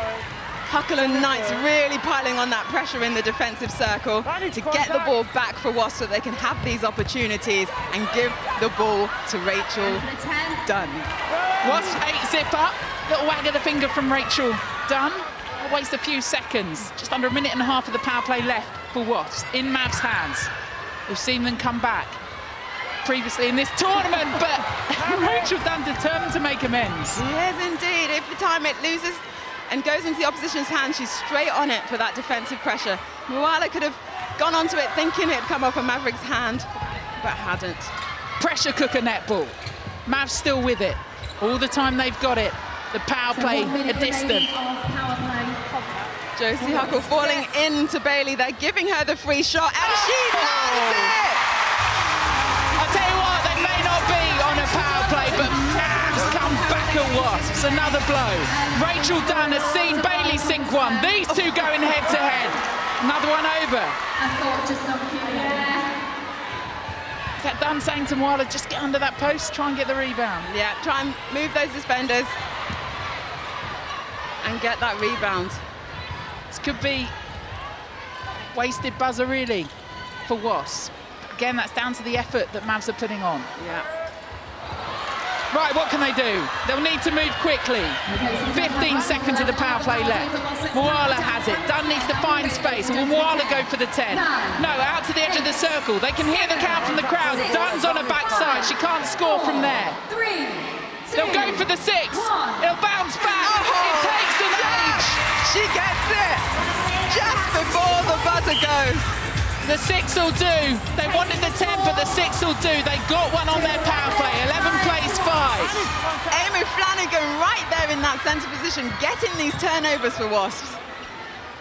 Hannah Knights, the captain. Moala will go for 5. No, she'll offload it.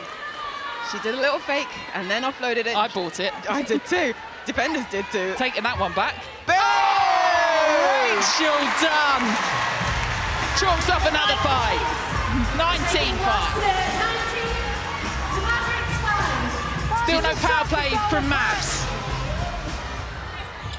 They opt for the 3. Where you are. Kelk back on in place of Hankin. She's been impressive, but just dribbles off the fingers of Bailey. Yeah. Little rolling sub move, and Kandapper on for Wasps at centre. Does the fake eyes. There's Kandapper again. Ooh, good stretch, Good Marla. take, Marla. Wasps really using this ball to play it down the court, finding the space for each other. Marla for 3. Nice! Even with Keeble running right at her. 22-5. Wasps putting a nice pressure on here, making Mavericks play high on this transverse line. Can they break that line? Drain waiting in the subs box, ready to come on. Rolling subs used in Fast 5. Bailey, though, with a settler. Nice. Turn straight to post from that 3-point position. They have their power play still to come. When do they use it? Defensive effort being put on. Sam May's on court for Wasps. There's Kandapper. Finds Dunn, back to Kandapper. Dunn coming out of the circle quite a bit to be that free player, to open it up, but can't land the shot.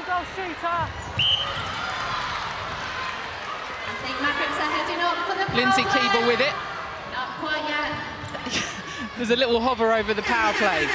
Just trying to take it before the ball's in hand for Kelk. Oh! Great timing. This young gun is really stepping up when she needs to. Back within 8. One double up on the 5, and they'll sneak ahead. But Wasps have it at the moment. Ooh, too much on it. Harris can't bring that ball in, just coming off the bench. A minute and a half of their power play. 4.5 left on this final. Stand out your contact. Little contact called on the edge. Streamers come on at that Forward, centre. that's it. Forward, that's it. This for the 10. Elk again. Oh! Where did she come from? We were talking about Bailey. We were talking about Dunn. We should have been talking about Ellie Kelk. She has just pushed their side 2 in front. What a shot from her. 22-24. Gabs Marshall. She said she does the face palm a lot. There was one there. That'll be a double face palm. Rachel Dunn, keeping them in it. 27-24. Still 30 seconds. Or more left for Mavs on the power play. Do I take it from here, says Marshall. Does Kel need a second invitation? Oh, can't land that one. That's why Sam May's on. She is. She's in there niggling at these shooters, making that atmosphere and environment hard for them to get comfortable. A little bit of an obstruction call. So desperate. And Mavs seeing that clock. They can hear it ring around the copper box. They know their power play's about to go. Ball brings all the way back. Power play over. 29-24. Rachel Dunn can go, I was going to say, for the relatively easy one. Now ball in hand for Mavs. Keeble and Tripp. Keeble just trying to drive a side forward. Oh, what a take back. Hannah Knight's nearly getting the offload from Kelk to Bailey. They are straining absolutely everything. 2.5 minutes left. Boom. Nothing but net. Another 3. 27 all. We're back level. What a shot there. This game, so tight. Oh my God. Rachel Dunn, there it is. Rachel Dunn, having seen that pressure put on down one end, comes back up the other just to relieve it again. But such is the nature of Fast 5. It's instantly back on. Not if you've got your captain. Hannah Knight comes flying through again. She's done it so many times in the Super League. She's determined to make them double winners to carry both trophies. Indeed she is. Contact, that's a warning, keep Super intentional, yes. We haven't seen any sin binning. I don't think we'll see one now. Rachel Dunn gives it the lean back. Keeble's next to her. She uses her to balance. And Rachel Dunn doesn't need that balance. On song. Two defenders up close and personal. The gap back out. A minute 15. It's just 2-5 scores, but again, Sam May comes through on the flyer. You can really feel that lift from this Wasps defensive team. They know their shooters are able to shoot. They are just destined to get these ball back to give it to them. A minute. Bailey will need to sink these. She's been doing it all day. This time doesn't stick. You're out. Cool though, against Mavs. Just feel like that sucked the energy out of them. We were talking about momentum and flow, and really now can see that Wasps are on it. They're on the high. It is just 2 scores, but that's 2 scores when Wasps have it in hand. Rachel Dunn has it in hand. She'll go from here. She has the lean back. She has the look. She has the 5 points. Now they're on their feet. Now they believe. They are bouncing around the copper box. 42-27.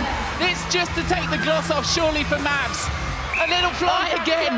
Wasps don't want them to have the ball. They want to end that buzzer with ball in hand. They do, on a high that Rachel Dunn has given them. But Bailey, she's not letting this one lie.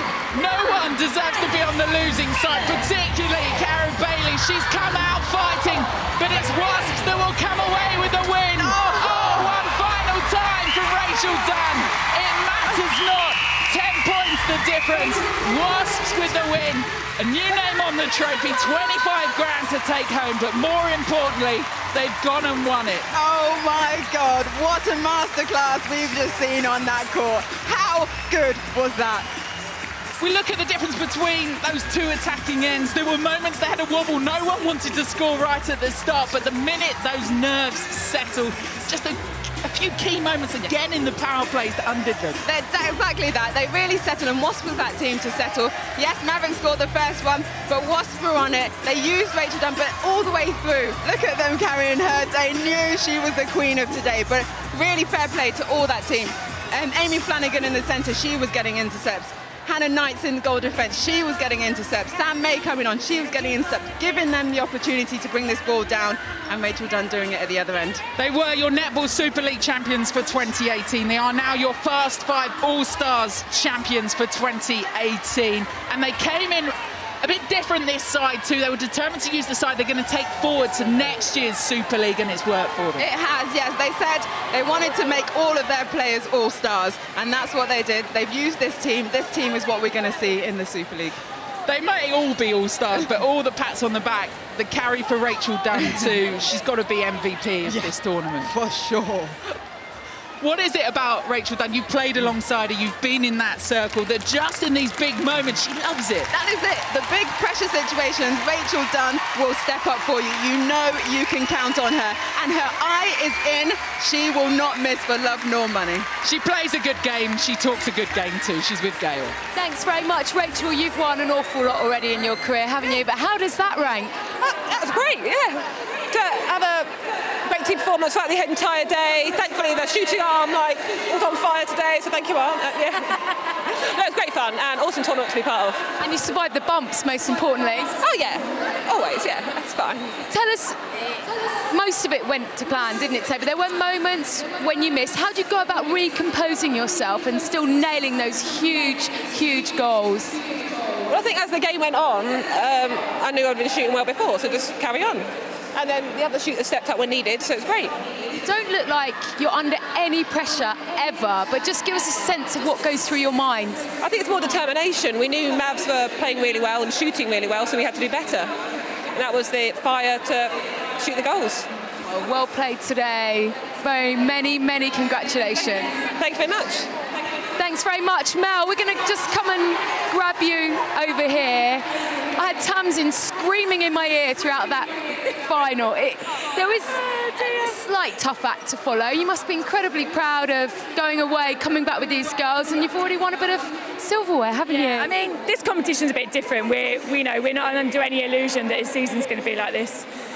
But yeah, it is tough to follow Tamsin, and it's all about the girls really. I've kept a huge number of girls, 3 newbies today, And 0 imports, no Fast5 All-Stars. So really proud that I stuck with them today. And Rachel Dunn, well, something else. Talk to us about Rachel, because there were moments when it just wasn't going her way, but she just manages to compose herself. And when it really matters, she performs, doesn't she? Yeah, well, Rachel's been around for a long time. She's a most decorated player in this league. And you want her on your team, it's as simple as that. You don't want to play against her. You know, she was phenomenal, absolutely brilliant. She delivers when it matters. And I thought actually Tamsin did a great job out the front for 7 minutes of that game, and then Katie Harris came on and defended brilliantly. So they supported her really well. And how much did you enjoy it? Your first sort of day out as a head coach? We've had a sneaky little bit of Prosecco in the changing room already. Oh, is that the secret? Yeah, it's just a settler. It's just a settler. Gold and Prosecco. Yeah, that's the way we roll at Wasps. Oh, well done. Many, many congratulations. Thanks, Gail. Thank you. And the runners-up Benecos Mavs are just about to receive their awards. And what a day it's been. Yeah, it's been absolutely fantastic, hasn't it? Matthew Porter from Matchroom Sport is presenting.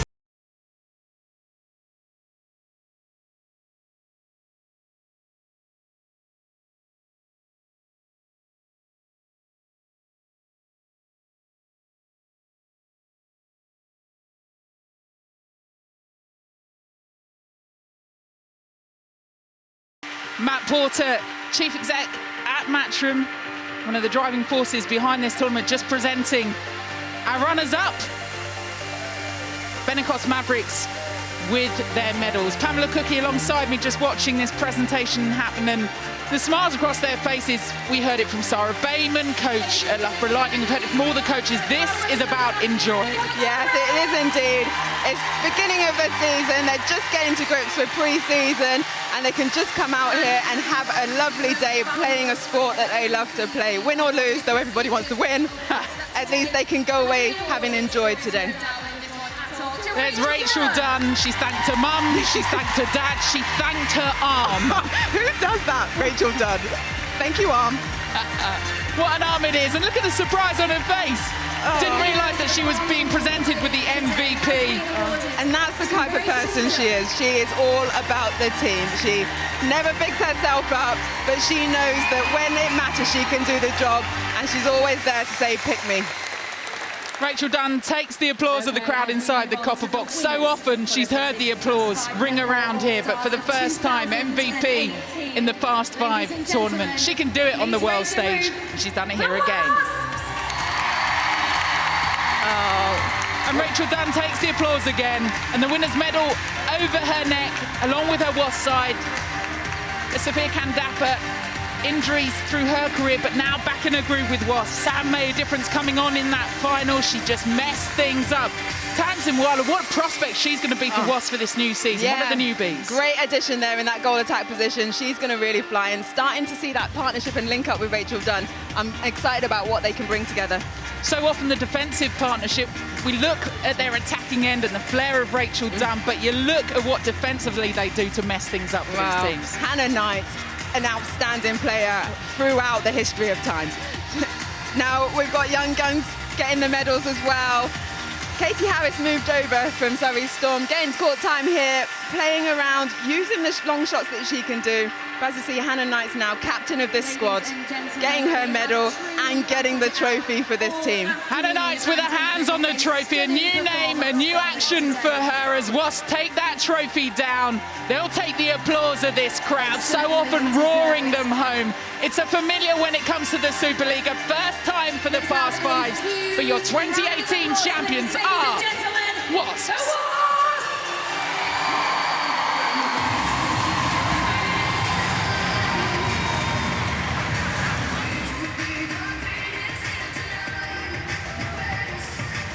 There'll definitely be some party tonight, and there is Hannah Knight lifting the trophy. What a unit, what a team they are, Tamsin. Yeah, and there will be a party, and don't worry, Di, I can get us in. I know those guys really well. We'll be all right. That was my next question, actually. Yeah, I just think they were fantastic today. I think it helps that they've got a core group as well, that they've actually been playing together for such a long time, and they know how to win. That is important in games like this. Yeah, and it's getting the juices flowing for the Super League, which starts obviously in January. Rachel Dunn, though, I mean, she's thanked her arm, she's MVP. She can hardly believe this is happening right now. Yeah, well, you know, you saw the team lifting her up there at the end, and she's such a vital part of that Wasp squad. I mean, surprised it's happening. She's been shooting those long bombs for the last 3 weeks. I saw them at training on Thursday night. She couldn't miss one, and I think that showed tonight. She's just got that confidence to turn and go to post. It's a rarity now that shooters can shoot from distance, but you saw two fantastic displays from both her and Karen Bailey, to be fair. And how much did that relationship gel between Hannah Knight and Rachel Dunn? Oh, she's going for it. She's trying to get that golden ball in.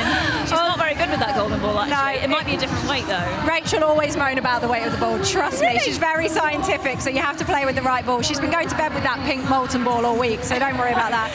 Her and Hannah Knight, you know, there it is. She would have been there all night. They don't tell you the truth. Well, yeah, they don't tell you the truth. They've been arguing this week at training about when and where she takes the long shots and whether she needs to take a few ones in there as well. But there'll be no arguing after tonight's performance because it was just outstanding.